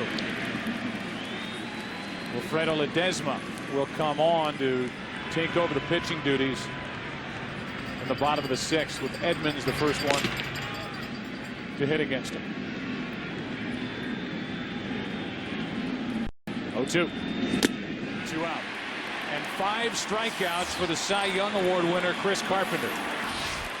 He has done such a remarkable job in managing the lineup tonight. Not one Tiger has gotten on base to lead off an inning. And it's a graphic we put up during the LCS, and it's certainly worth remembering. When the leadoff batter is on this year, he scored 43% of the time. With 1 out, 30%. With 2 out, 15% of the time.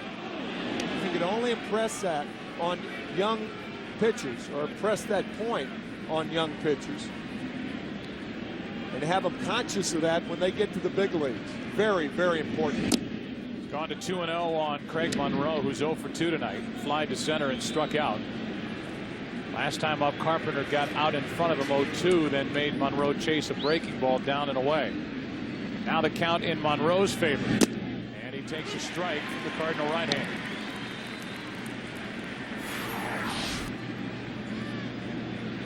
Gets behind, throws the fastball away.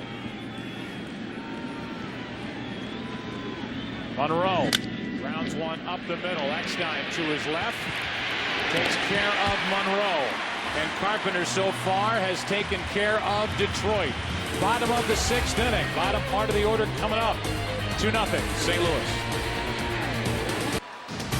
The World Series on Fox is sponsored by Toyota. Stay tuned during the bottom of the 7th inning to catch a sneak peek of Season 6 of 24. Presented by the RAV4 from Toyota. Up above, tonight's aerial shots are being brought to you by MetLife. MetLife guarantees for the if in life. We move into the bottom of the 6th inning, and the bottom part of the order, 6, 7, 8. Against the new left-hander, Will Ledesma for Detroit. This guy has a live arm, as he shows right there. Blistering fastball for strike 1 to Edmonds, who has the only RBIs tonight.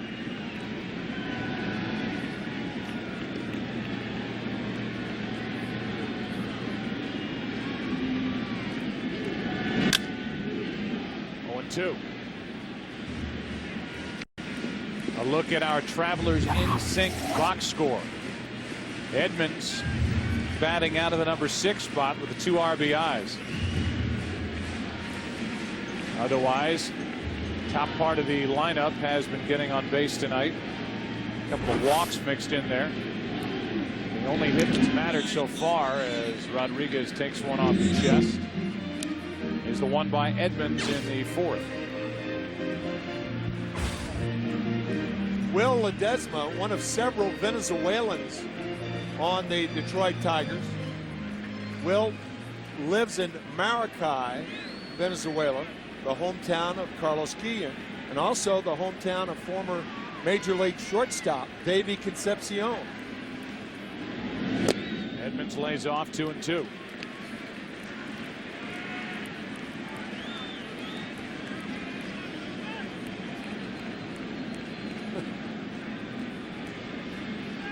Edmonds has walked, doubled home 2. Ledesma trying to retire the Cardinal center fielder for the first time tonight. And he does. Strikes him out to begin the bottom of the 6th.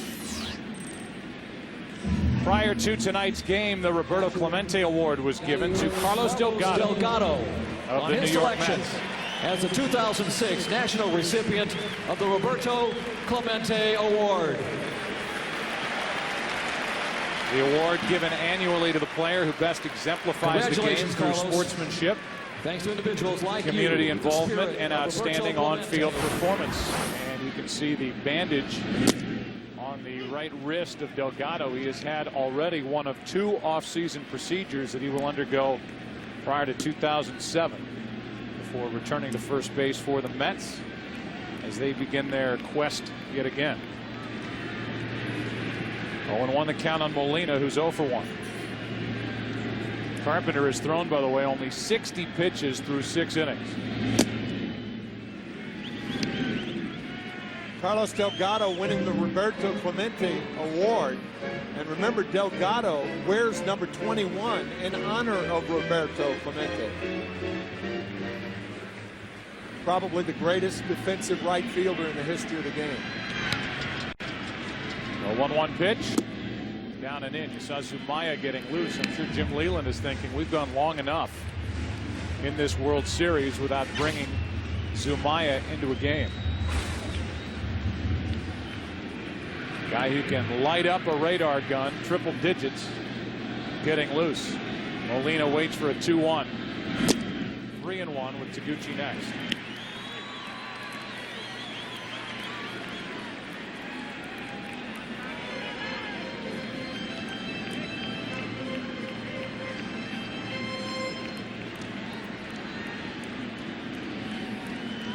Robertson went 5, allowed 2 runs on 5 hits.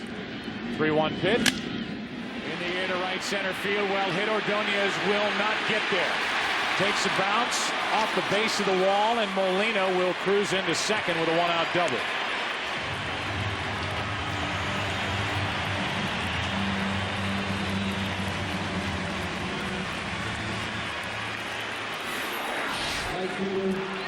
Molina really driving the ball to right center field. We had Luis Gonzalez as one of the analysts during the LCS, and Gonzo talking about how Molina is best when he drives the ball the other way. Proving that true once again. Molina to right center for the 6th Cardinal hit. Now decisions as to whether to walk Taguchi. Do you want to pitch to Eckstein or Taguchi? Carpenter's in the middle of those two, and if you put Taguchi on, you would see a bunt attempt by Carpenter, who was on deck, only 1 out in the inning, and we may see Zumaya right now. Yeah, I think you bring Zumaya in to overpower the bottom part of the Cardinal order.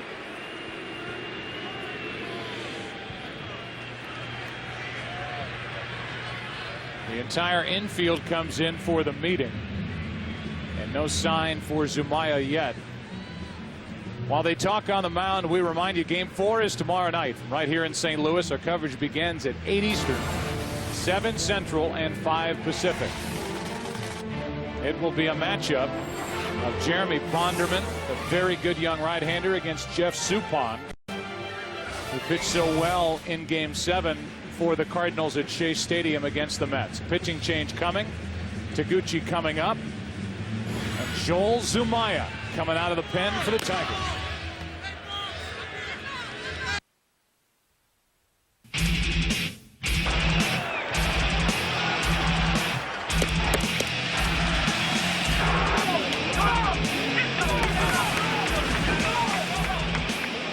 Well, if you haven't seen Joel Zumaya, get ready to enjoy. This guy can bring it with the best of them.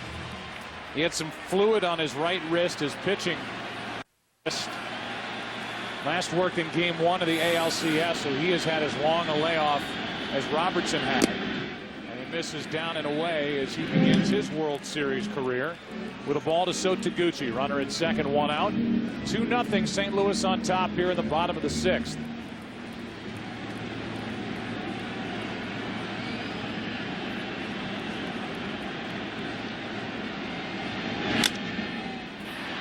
Ball down the right field line is foul. It kind of takes strategy, Tim, and throws it out the window as far as who you're going to pitch to, who aren't you, who you're going to bunt with. When you are Jim Leland and you can bring a guy like Zumaya out of the bullpen, he just wants to bring him in, take care of Taguchi, and then go right after Chris Carpenter. Overpower the bottom part of the order. And if you're wondering why Tony La Russa is not using a pinch hitter here, it's pretty obvious. Taguchi's so good defensively. You have a 2-0 lead, so you're thinking defense and not offense. That's why there's no pinch hitter for Tony La Russa. Joel Zumaya with a right arm where you're thinking there's no way he's going to be in a setup role for long. This guy's a stopper in the making.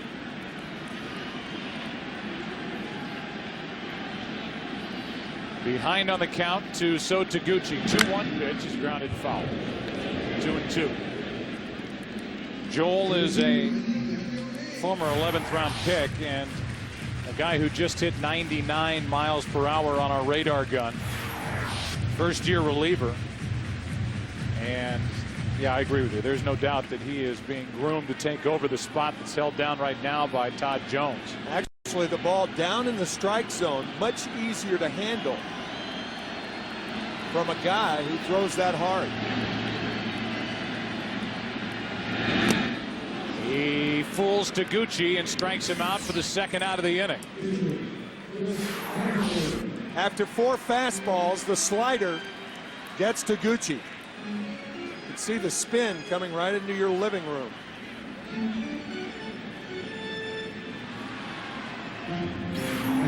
So Zumaya, a former starting pitcher, is a guy who obviously has more than just that electric fastball, and he showed it to So Taguchi. Now Carpenter goes after the first pitch and pops it into right for Ordonez. Zumaya comes in, does his usual job, and we go to the 7th inning already of Game 3.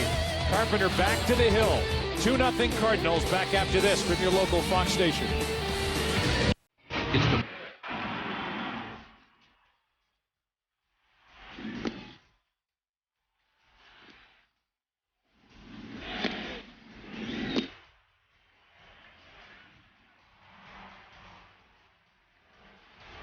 Yeah, pitch well on Fox. Get your own music video. That's our running theme. First it was Reyes, then it was Rogers. Tonight it's Carpenter working in the 7th inning against the heart of the lineup for Detroit. Polanco, Ordonez, and Guillen. And Placido, after being one of the tougher outs over the last few years in postseason in the ALCS, has been shut down. 0 for 9. 2 groundouts to short tonight. Behind on the count, 0-1 to Carpenter here. 0-2. Back inside against Polanco, where the Cardinals have been working their former teammate. Polanco, so far this postseason, has been 5 for 6 when leading off an inning. He leads it off here in the 7th inning, trying to get it started for the Tigers. Carpenter's 0-2. Line drive caught by Pujols, 1 away.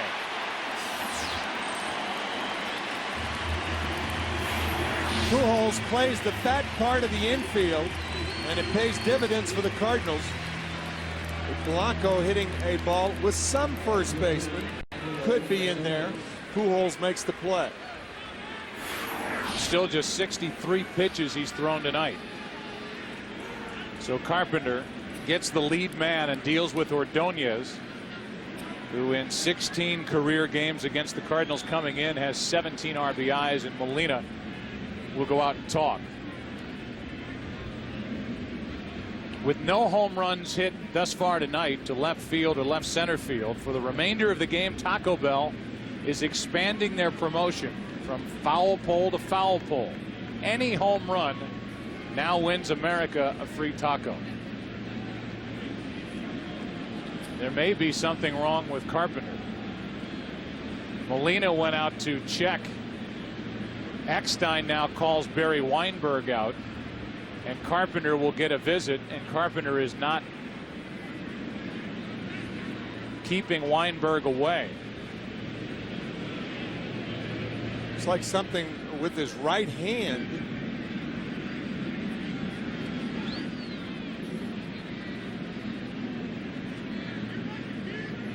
Let's take a look at the last pitch, which got the line drive off the bat of Polanco. Looked like a fastball away on an 0-2 pitch.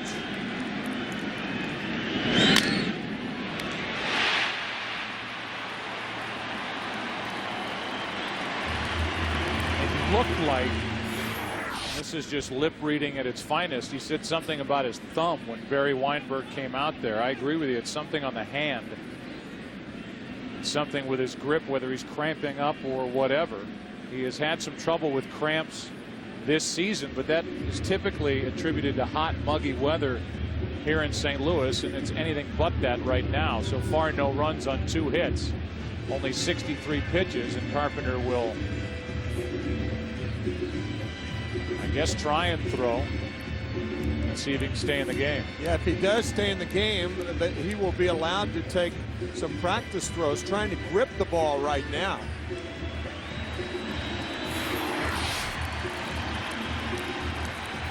Cardinals obviously concerned not only about Chris Carpenter, but about this ball game. Only a 2-run lead.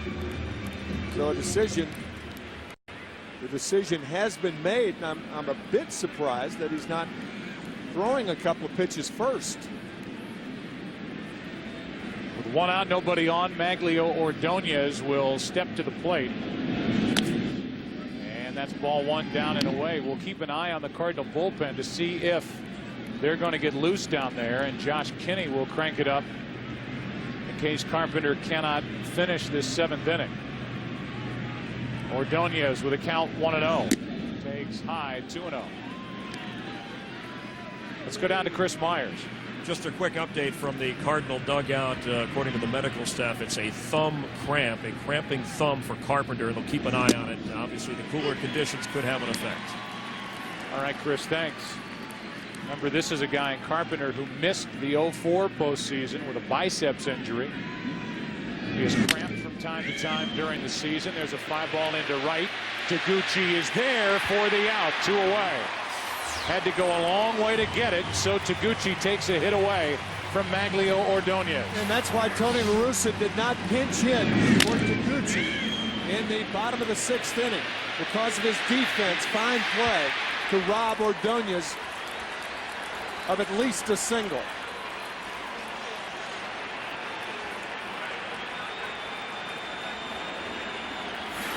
So 2 out, nobody on, and Carlos Guillen will be the hitter. 0 for 2 tonight.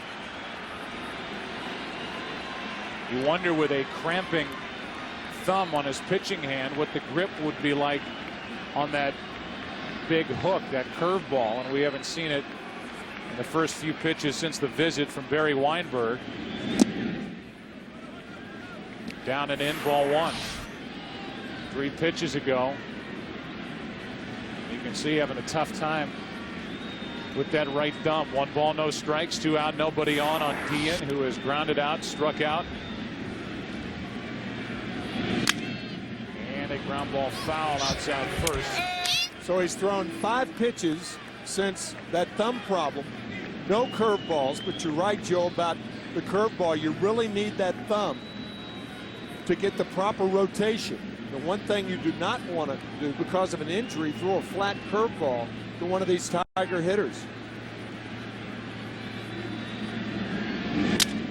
Fly ball, right center field, should be handled. Edmonds is there, and this game goes into the bottom of the 7th inning. Carpenter continues his shutout pitching through 7. He's allowed only 2 hits. 2-0 Cardinals, and right now let's rejoin public address announcer John Hewlett. Ladies and gentlemen, we direct your attention behind home plate. Here tonight to honor America with her rendition of God Bless America, please welcome multi-platinum recording artist who has had 8 #1 singles since breaking into country music in 1996, Jo Dee Messina. God bless America, land that I love. Stand beside her and guide her through the night with a light from above. From the mountains to the prairies, to the oceans wide with foam. God bless America, my home sweet home. God bless America, my home sweet home.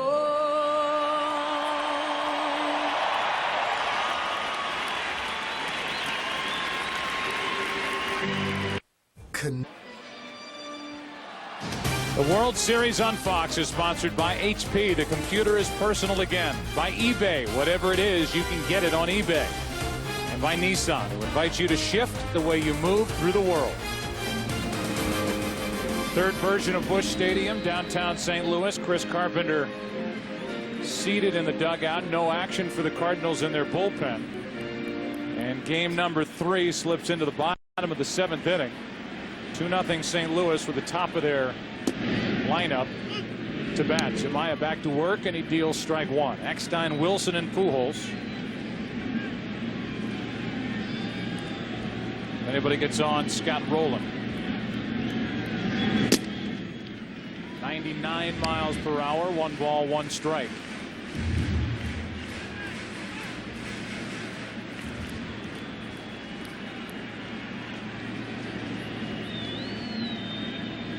Coming into this World Series, the National League had not won a World Series game since the Marlins won Game 6 at Yankee Stadium in 2003. The AL has been dominant with this past stretch. The National League has not won an All-Star game since 1996. The AL 9-0-1 since then. The American League this season 154-98 during interleague play. However, the Cardinals behind Chris Carpenter tonight trying to give themselves a 2-1 series advantage over Detroit, a team heavily favored coming into this World Series. 3 balls, 2 strikes now on Eckstein.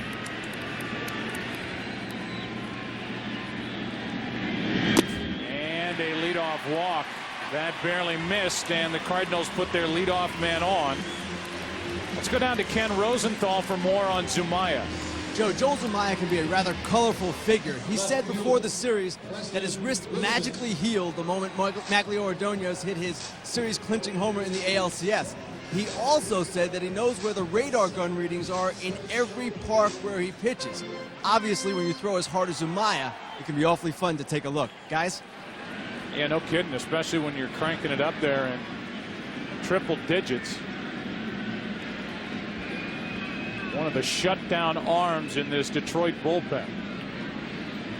1 on, nobody out, and a blistering fastball, 98 in for strike 1 to Preston Wilson. Talked about strategy a couple of innings ago. Albert Pujols changes the strategy in so many ways. Normally, with a 2-run lead, you'd have Preston Wilson bunting. But if you bunt with Wilson, first base is open. If it's successful, then Jim Leyland would walk Pujols.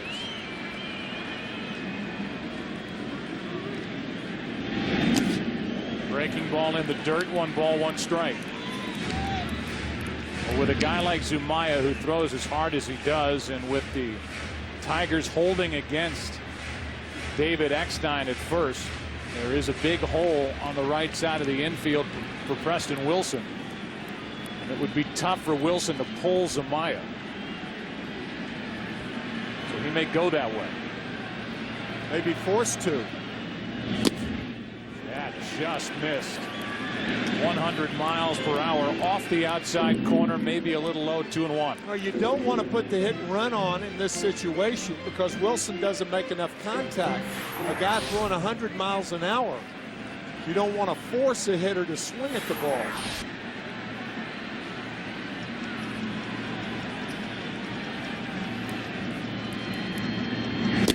Outside again, it's 3-1.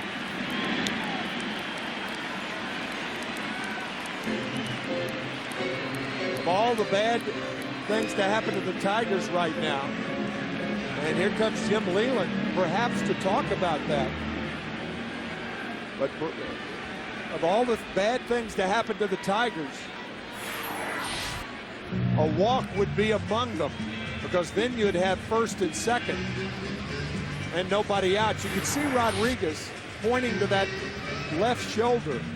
That is a universal catcher's sign to a pitcher to keep the shoulder in. When a pitcher flies out of there, he's all over the place. And remember, it's been a while since Zumaya has pitched. So wildness, a possibility, and we've seen it in this inning. A probability in this inning.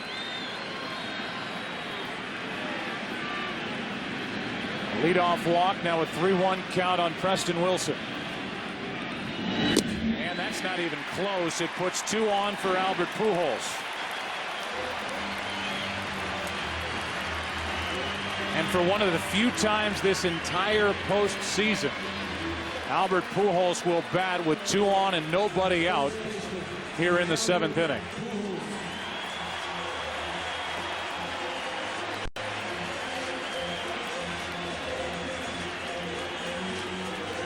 More action for the Tigers in their pen. Grilly again, the right-hander, and the lefty is Jamie Walker.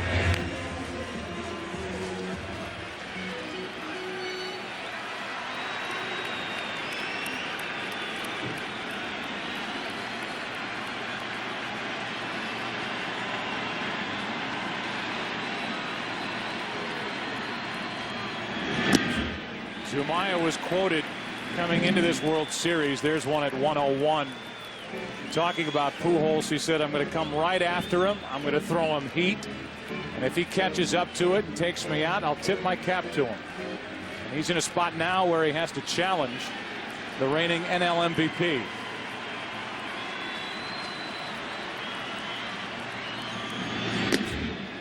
Two and 0.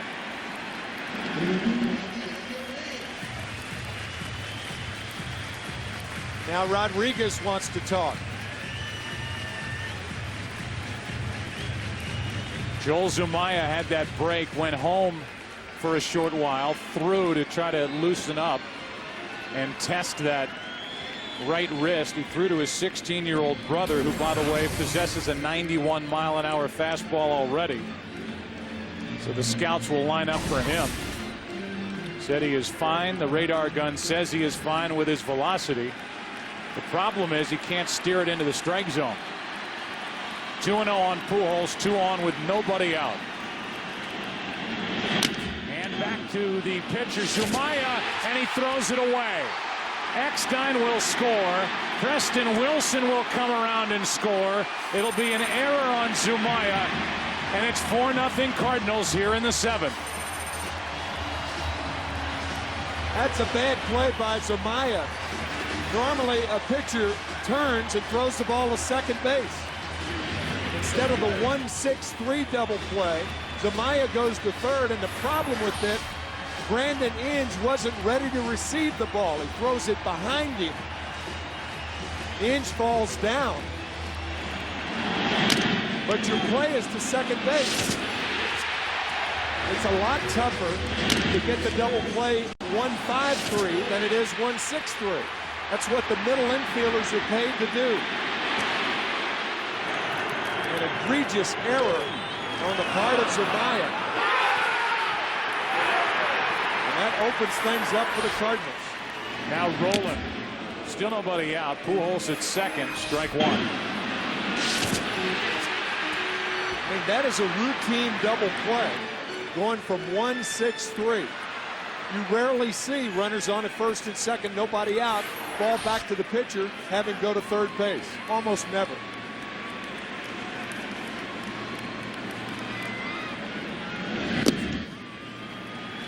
One and 1 on Roland. So basically a 2-week layoff for Zumaya, and it's showing with his control here in the 7th inning of Game 3 of the World Series. 2 walks. As he started this 7th inning fresh, came on to relieve in the 6th, starting the 7th, and then the error, throwing wild at third, and now the count's gone to 1-2 on Roland. 4-0 behind Chris Carpenter here in Game 3.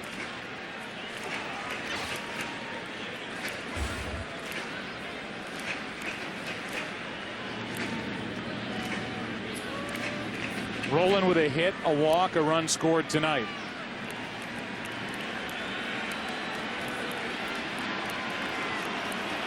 So 3 errors by the pitching staff of this Tigers team, as a 1-2 pitch is grounded to the right side. Roland shattered his bat, advances Pujols to third, 1 out.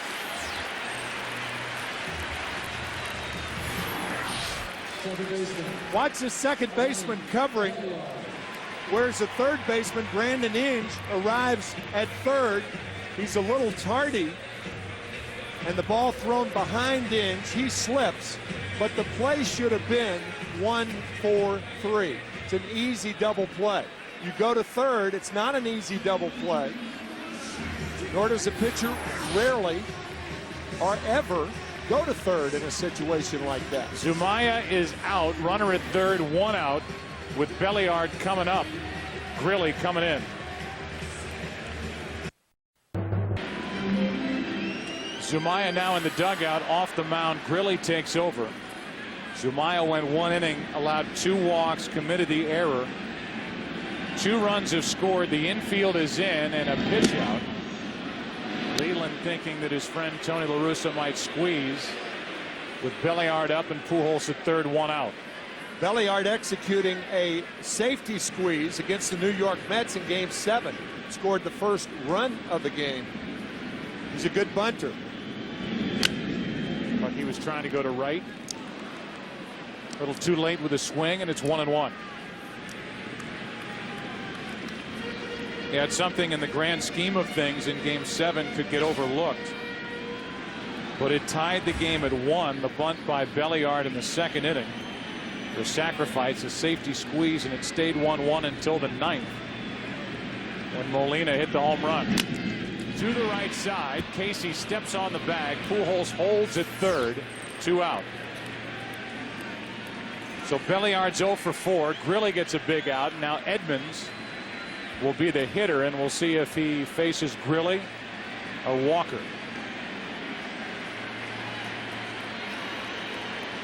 A couple of ways that Jim Leland could go right here. He could bring the left-hander in, Jamie Walker, to face Edmonds, or put Edmonds on, and that's what they're going to do. Put Edmonds on and pitch to Molina. Second intentional pass of this evening by the Tigers. The other one went to Molina. He'll be the hitter with first and third, 2 out.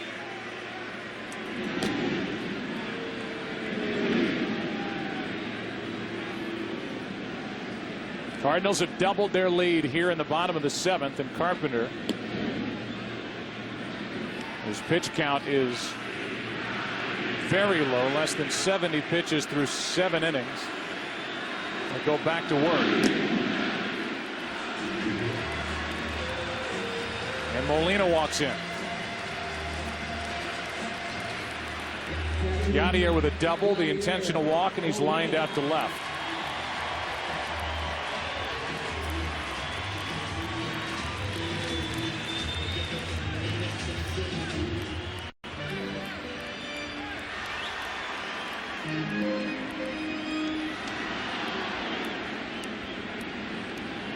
Pudge Rodriguez out in front of home plate, telling the middle infielders where the throw's going should Edmonds take off.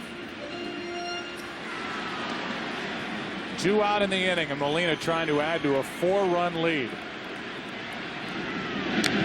Got a good rip. Strike 1.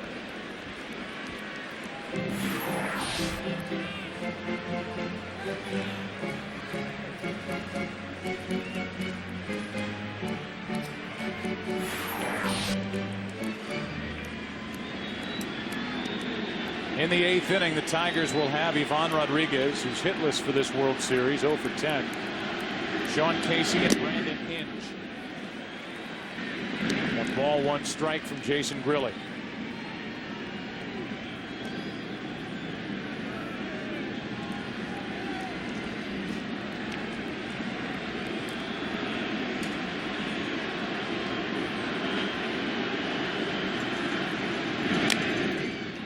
That's foul, strike 2.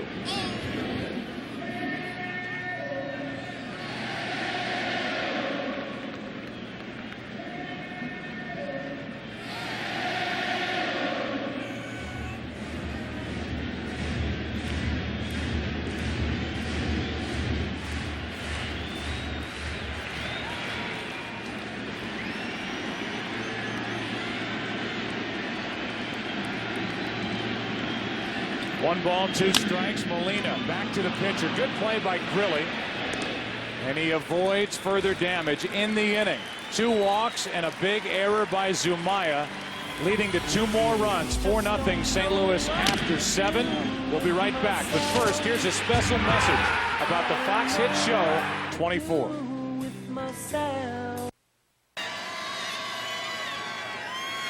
Eighth inning now, game 3 with this series tied at a game apiece. Busch Stadium. St. Louis leading 4-0 with Rodriguez, Casey, and Inge. 6, 7, and 8 hitters for Detroit. Only 70 pitches so far for Chris Carpenter.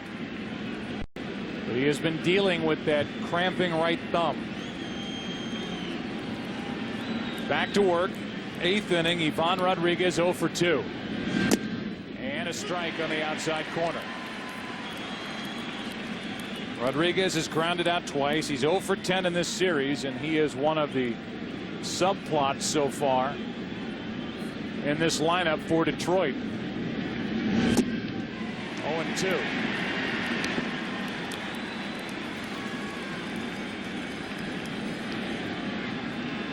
Rodriguez came in 9-26. Good career numbers in his history against Carpenter. Ball 1.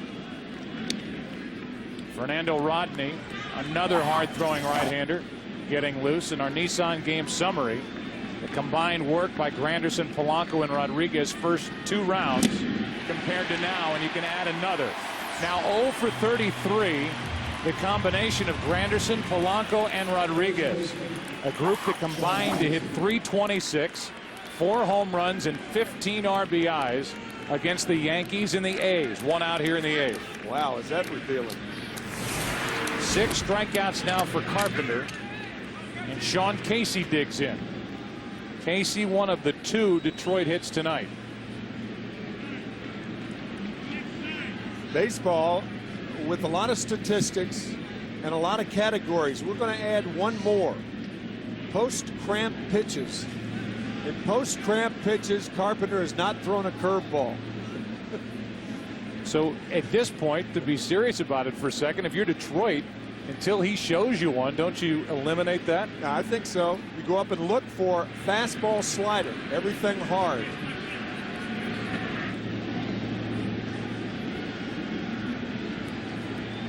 One out, Casey 1 for 2. And there is the breaking ball, so scratch that, strike 1. Curveball for a strike to Casey.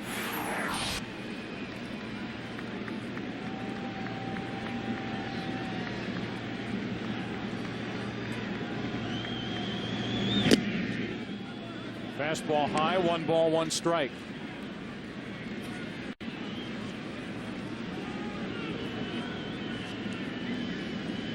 If this World Series should go back to Detroit, Carpenter would work in either Game 6 or Game 7. Casey rips one into right field, a base hit. Taguchi over to cut it off, and Sean Casey is 2 out of 3.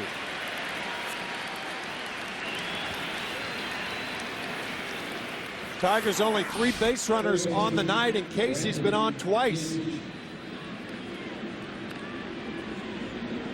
Jim Leyland elected to stick with the lineup he had been going with since Casey went down with a calf injury in the ALCS, where he moved Polanco for the first time this season into the number 3 spot.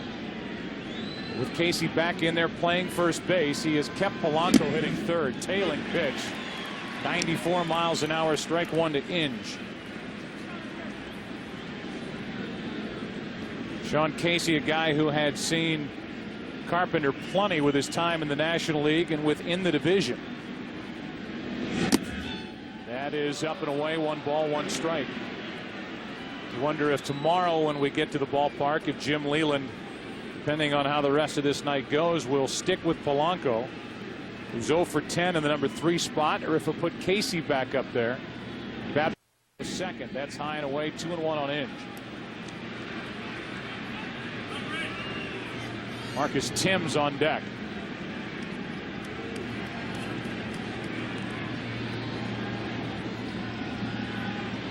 Two balls and a strike on Inge, 1 for 2.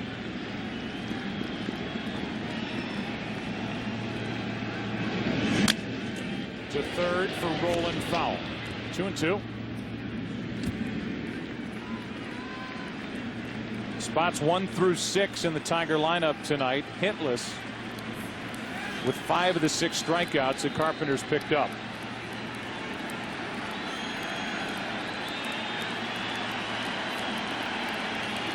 Detroit trying to get anything going. Have a 1-out hit from Casey and a 2-2 count on Inge.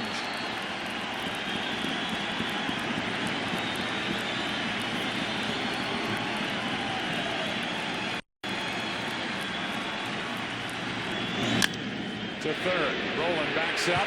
Out at second. Belliard in the middle. Double play. Carpenter pitching through the 8th. Bottom half rolls in. St. Louis batting up 4-0. The World Series on Fox, sponsored by Warner Brothers' new motion picture, We Are Marshall, in theaters Friday, December 22nd. By Travelers Insurance, In Sync. And by Chevy, baseball's #1 fan, Chevy, and American Revolution. On this chilly night in St. Louis, I would guess the temperatures have dipped into the 30s. Tonight's aerial shots are being brought to you by MetLife. MetLife guarantees for the if in life. Nathy Perez takes over at third base, and he'll bat in the number 9 spot, meaning he will lead off in the 9th inning. And the new pitcher batting 8th is Fernando Rodney.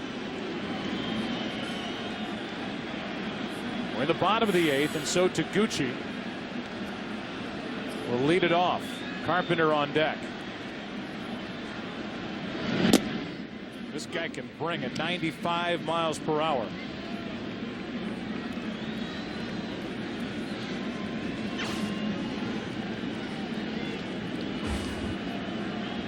Carpenter has allowed no runs on 3 hits, struck out 6, walked nobody. Taguchi comes up empty. It's 0-2. Thing about Fernando Rodney, he not only has a good fastball, not quite the fastball Zamaya has, but a lethal changeup. Nobody getting loose for the Cardinals in their bullpen, with a pitch count very manageable for Carpenter. Turning in his best postseason start so far this year. Trying to give the Cardinals a 2-1 series lead. 1-2 now on Taguchi.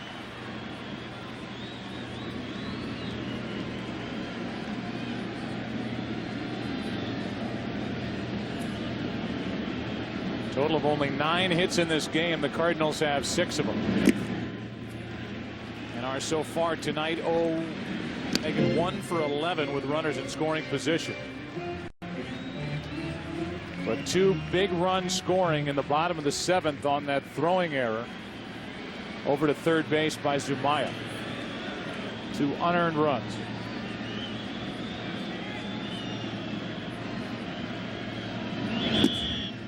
Now the count's full on Taguchi. We talked about how unusual it was just to see Zumaya going toward third base, because first and second, nobody out. Ground ball back to the pitcher all the time. All the time a pitcher goes to second base. And we're going to tell you how rare it was for a 1-5-3 double play attempted by Zumaya.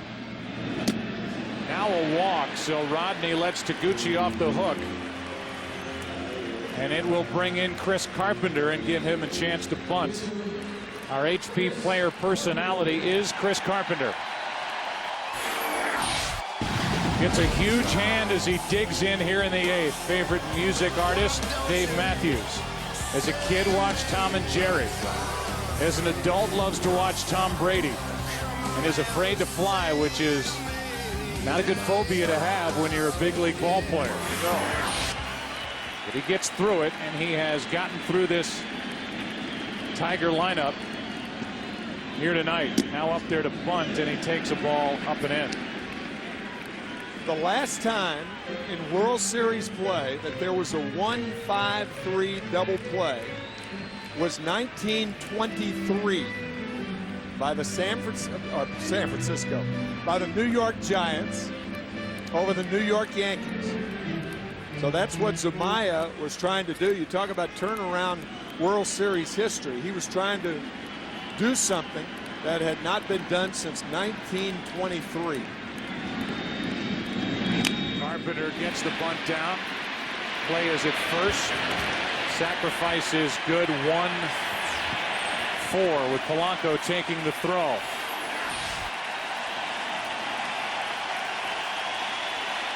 Ramaya going to third base. Brandon Inge so far to go. Keep in mind he's playing Pujols to pull.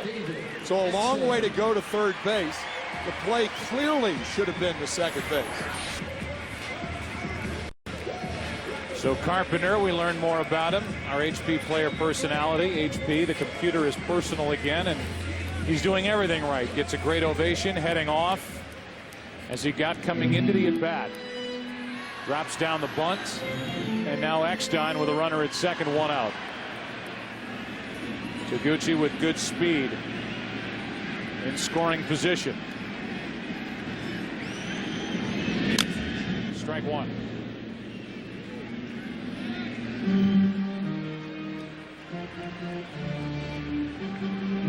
Coming up next, your late local news, except for those of you on the West Coast. Roughly 2 hours, 45 minutes into this game, playing in the bottom of the 8th. Cardinals leading 4-0 behind their ace, who will try to finish it in the next half inning. 1-1 on Eckstein.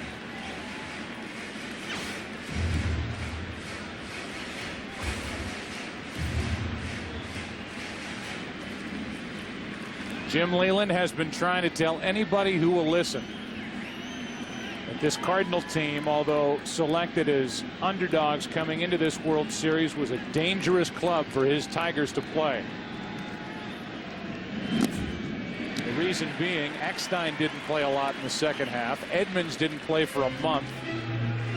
Roland was not swinging the bat well in September. That's changed.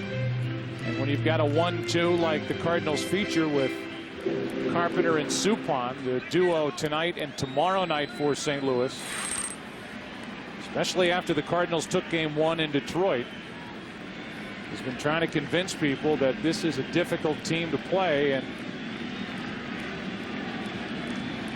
he won't have to do much convincing after tonight. The 2-1. Eckstein lines a base hit into right. Taguchi will hold at third, and it's first and third. 1 out. Seems like the Tigers went away from their strength. A changeup to Eckstein. His second straight hit. Hitless prior to his last at bat. So he singles to right field. The Tigers are learning that they have to stick with the hard stuff to David Eckstein.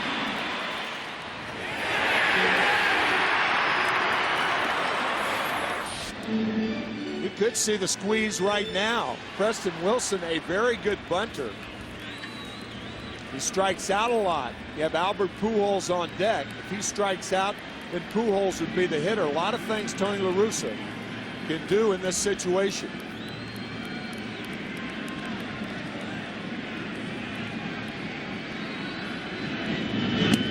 Ball 1 low.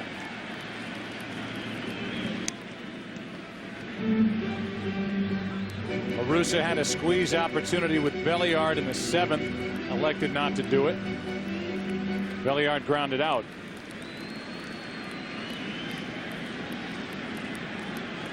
Now it's Preston Wilson, who tonight has a hit, a walk, and a run scored.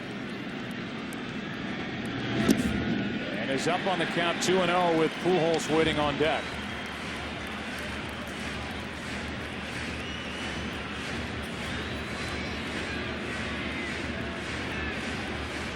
Chuck Hernandez is the pitching coach for Jim Leyland. Recommended by Jim's good friend Don Zimmer and others, many others. After the 9 years that Hernandez spent in the Tampa Bay organization.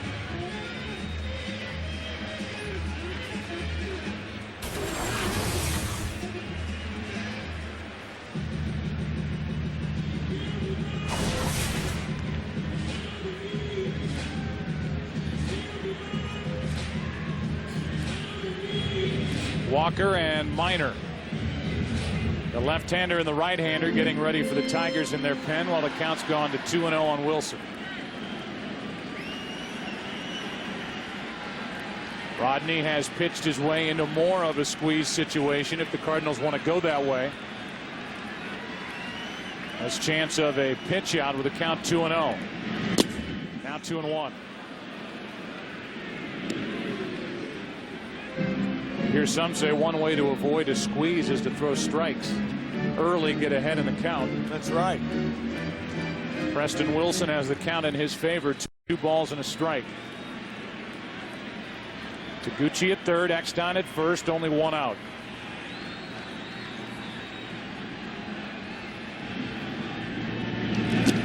Now 3-1. And if you're ever going to get a pitch to hit or bunt with Pujols on deck, you figure to get it here with a count of 3 balls and a strike.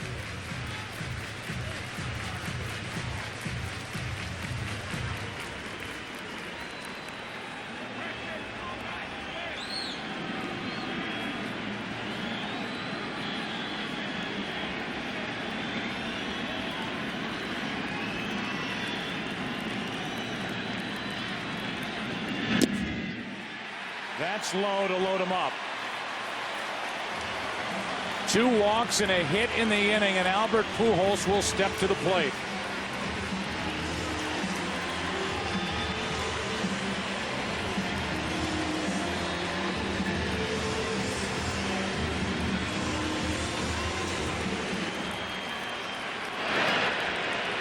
And here comes Jim Leyland, and out goes Fernando Rodney.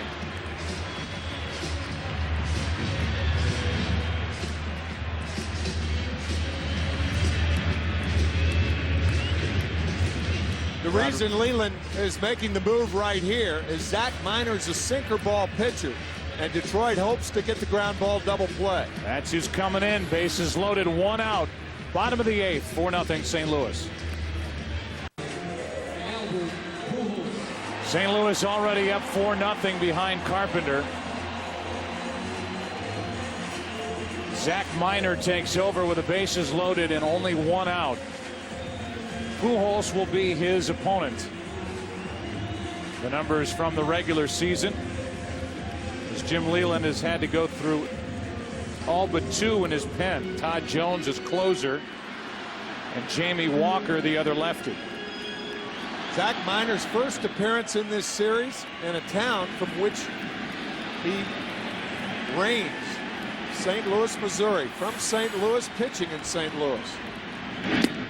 And he has to face Pujols and delivers a nasty pitch to tie him up, strike 1. Good fastball off the plate to Pujols. This for Minor is his first appearance of the postseason. World Series Game 3, Pujols.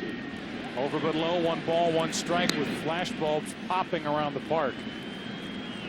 Fans here think they are going to see something magnificent. Either that or Minor from St. Louis has a lot of tickets he's left here tonight.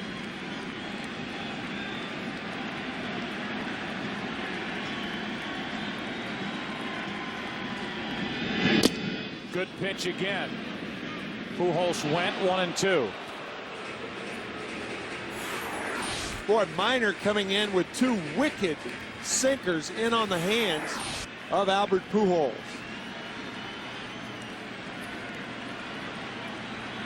I would expect to see that pitch again.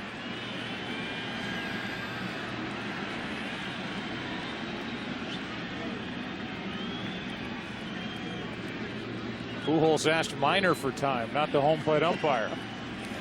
Braden Looper getting loose.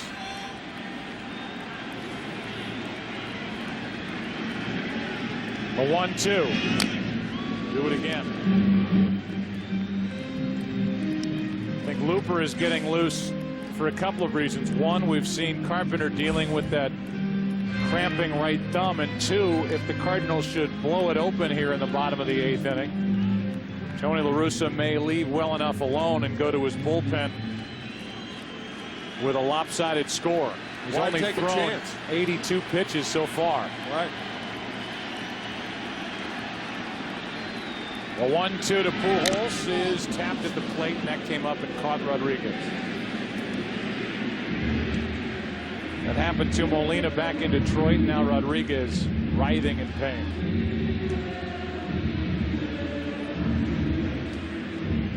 Now the ones that come up, that hit the ground and come up under that protective cup, very, very painful.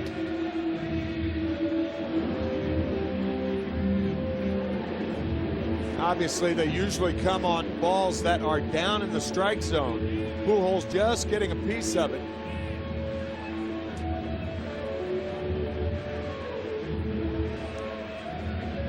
While Rodriguez gets the attention, we'll look ahead to tomorrow night. The probable starting pitchers, Jeremy Bonderman, another good young right-hander for Detroit, will take on Jeff Suppan, who will make his fourth start. His ERA 1.86 and virtually untouched in 2 NLCS starts. Lost in Game 3 of the division series here in St. Louis to San Diego. But he was the starter in Game 7. And in that game, Suppan worked 7+ innings, allowing 1 run on 2 hits. Cardinals won it 3-1 over Oliver Perez and the Mets to get to the World Series, and now they're 3 defensive outs away from a 2-1 series lead over Detroit. But the Tigers will have their big bats in the 9th inning. Neifi Perez, then Granderson, Monroe, who's homered 5 times this postseason, then Polanco, the MVP of the ALCS, then Ordonez. Here it is once again. It was a slider that came up. Actually, it appeared to hit Pudge in the right thigh. It did not appear to hit that protected cup, but it got him good.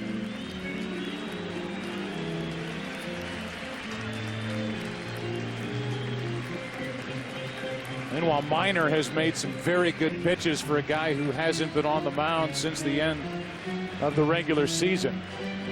He's tied up Pujols, that last one up and away, and he is in search of out number 2 and a strikeout if he can get it.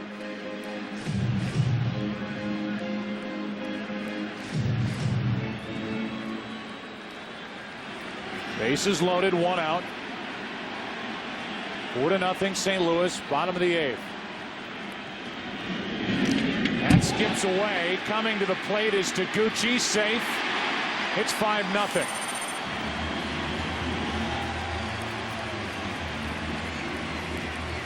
It's a wild pitch, and you have to believe Rodriguez, who's been in some pain. Let's take a look at this pitch, down and in and not shifting over to it. It gets behind Ivan Rodriguez to make it a 5-run lead. They tried to come back inside to Pujols. Remember the first 2 check swings, and then Pujols staying alive. Minor tried to come back in there. It was in the dirt, skips by Rodriguez to add to the Cardinal lead. Now it's second and third, first base open. 1 out, and Pujols is hit by the pitch. And Albert shows how mad he is about it by tossing the ball back to Zach Minor. Well, trying to come back inside. I was a little surprised that Jim Leland didn't just walk Pujols. Pujols tossing. You don't see that too often. A guy get hit in the thigh and tossing the pitch back to the pitcher in such docile fashion. So now the bases loaded, 1 out for Roland. And we may very well have seen the last of Chris Carpenter tonight. It's been a 10+ minute rest on a cold night in the dugout. La Russa just got finished saying something to Carpenter. Here's a ground ball to third. Neifi Perez steps on the bag, throws across, out, and the inning is over. Good play by Neifi Perez just into the game. Stepped on the base, threw across, short hop Casey, who dug it out, and Game 3 goes to the 9th inning. Cardinals take with them a 5-0 lead to the field. Braden Looper will take over here in the 9th inning for St. Louis as they lead 5-0. The numbers from the regular season. Tony La Russa trying to position his defense as Jim Leland will go back to his bench. He had Navy Perez in the number 9 spot. Now he's going to call on Omar Infante to lead off here in the 9th inning. If it is a shutout, it would be a combined shutout as Looper gets ready to work the 9th inning. Adam Wainwright is getting loose for the Cardinals in their bullpen. Here's Infante. And Looper starts him with a fastball strike, 95 miles per hour. From a guy who came up through the Cardinal organization, then was traded away to the Marlins to get Edgar Renteria years ago. There's Wainwright getting loose in case the Tigers get something brewing here in the 9th. Infante 1 for 2 during the postseason. Only 3 hits tonight for Detroit. The 8 innings that Carpenter worked, no runs, no walks, 6 strikeouts. They were hoping to get the Carpenter that the Mets saw in Game 2 of the NLCS. They got the real Chris Carpenter here tonight, the reigning Cy Young Award winner, and a guy who might win it again in 2006. 2-1 on Infante.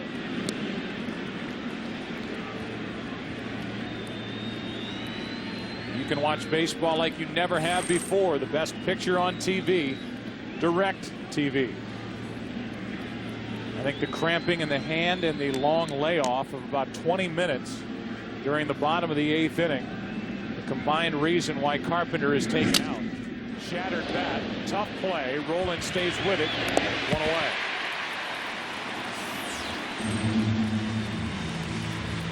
Long delay, cramped thumb, and a 5-run lead. That's why Chris Carpenter's out of the game right now. Granderson 0 for 3.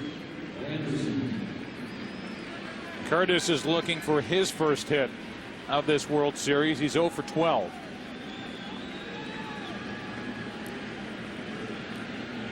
Yeah, Curtis looking for something to take into tomorrow night.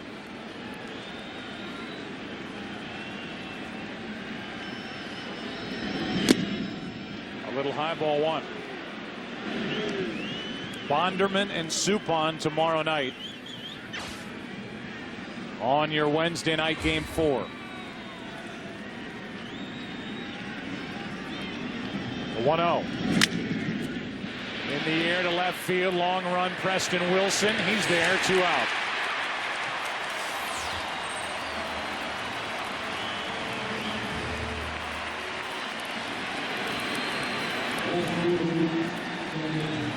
And the Tigers are down to their final out as Craig Monroe will step in.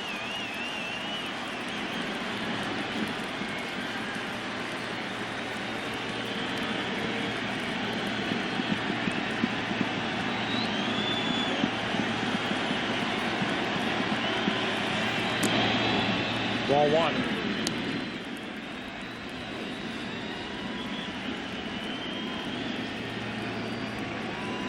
Only a few have left this Busch Stadium. They want to celebrate at the end of this Game 3. A 5-0 lead and a 1-1 count on Monroe.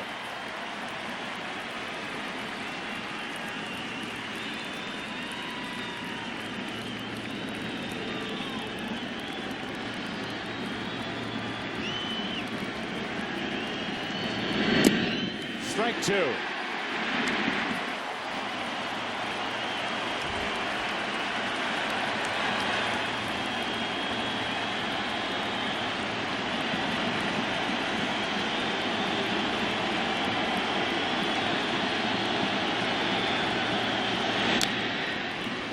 The last shutout during World Series play was last year's Game 4 on the part of the White Sox in Houston. That 1-0 victory in the clincher. Bobby Jenks closed it. Tonight it is Looper closing it in a non-save situation after Carpenter did his thing for 8 innings. To third for Roland. The St. Louis Cardinals have taken Game 3 of the World Series and lead it 2-1.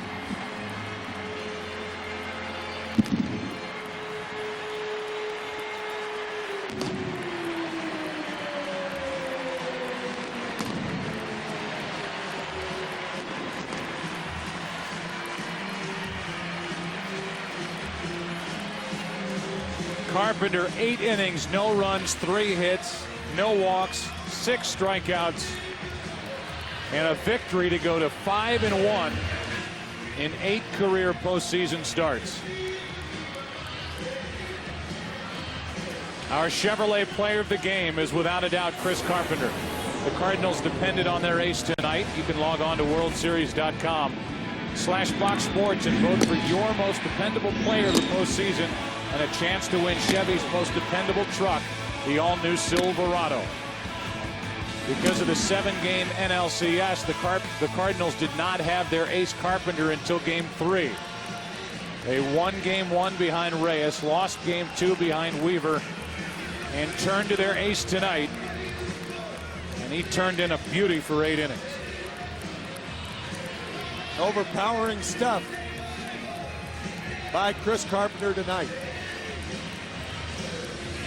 We led the first pitch tonight talking about starting pitching. And first, Anthony Reyes, who got into the 9th inning of game number 1 and got the victory, a surprise win. He was dominant.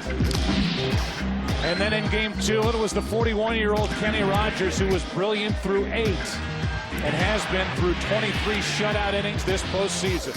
And tonight, the Cardinals turn to Chris Carpenter. 8 shutout innings on 3 hits. He gets the win. Cardinals up 2-1. Jeannie, Joe, and Kevin will be along after this.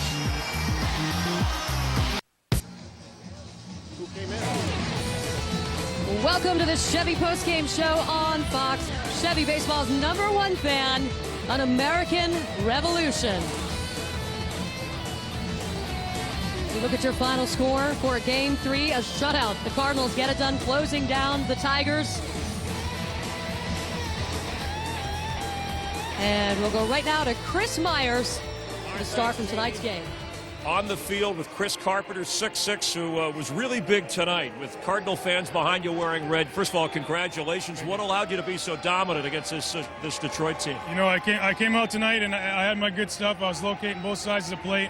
You know, I've said all along it's about executing pitches, taking one pitch at a time, and me, Duncan Yachty, and Gary Bennett came up with a nice game plan tonight, and I was able to execute. I think I made a couple mistakes, and one of them was hit for an out. I threw a fastball that was supposed to be down the way, came back over the plate to Ordonez, and he lined out to right.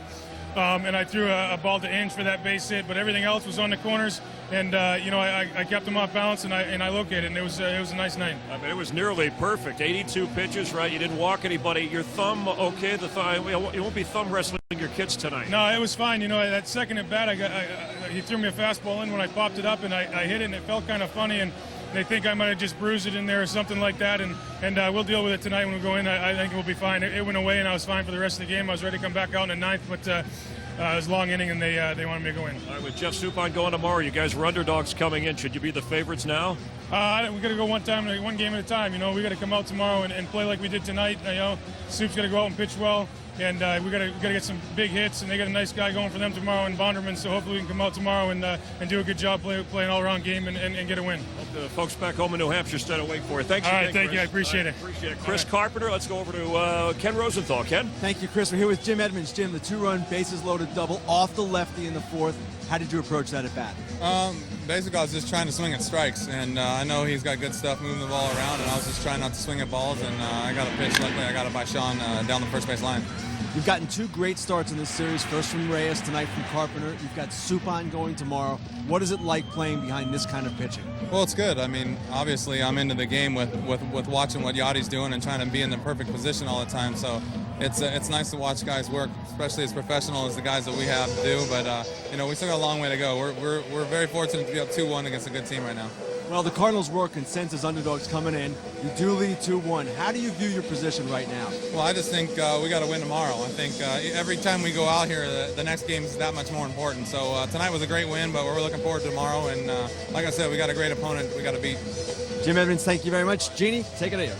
Ken, thank you so much. Joined, of course, by Kevin Kennedy, Joe Girardi. No place like home for the Carpenter. He had all his tools working tonight. Yes, gentlemen? Well, Joe and I both felt the same way. I think tonight, as far as Carpenter, he pitches well at home anyway, and he had an electric fastball and a great curveball. And, you know, when you've got that, you're going to stop good hitting. And, you know, the Tigers have some holes on the right side. They got some long swingers out there, and Carpenter was absolutely outstanding. Yeah, and I thought he did a good job getting in on Polanco, getting in on some of the right-handed hitters with his tough sinker, and then he was able to expand the zone with his curveball. And after his, you know, he got the thumb cramps, he's talented enough to go to his slider and use a different pitch to get him out.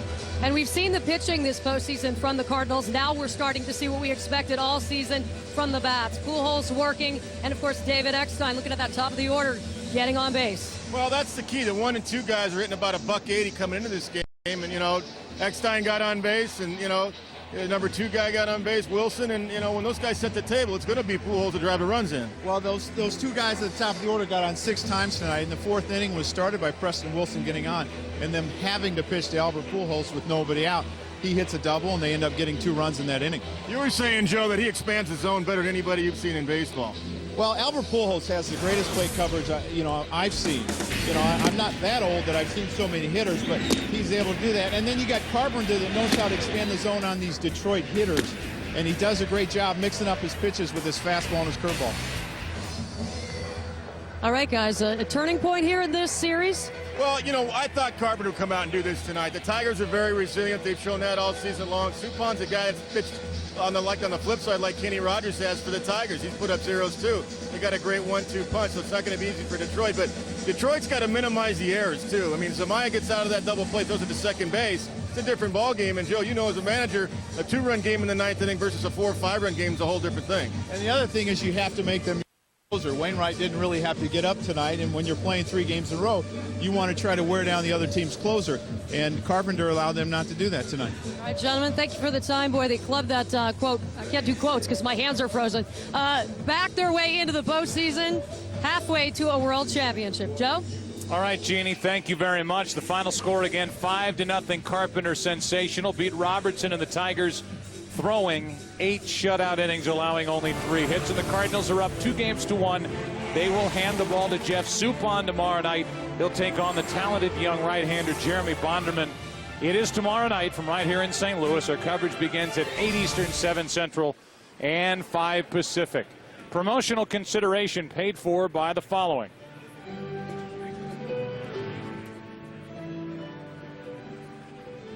Tonight's game was produced by Pete Macheska and directed by Bill Webb. Our associate producer, Carol Langley McDermott. And our associate directors are Aaron Stoikov, Larry Lancaster, and Judy Wong. Broadcast associates Kevin Dresser and Brian Biederman. The coordinating producer of the pregame show is Scott Ackerson. Produced by Gary Lang and directed by Rich Russo. The senior producer of Fox Sports, Bill Brown. And the executive producers of Fox Sports are Ed Gorin and David Hill. Steve Horn, our editorial consultant. Kenny and Chris and Tim, I'm Joe. Until tomorrow night, so long. Cards up 2-1.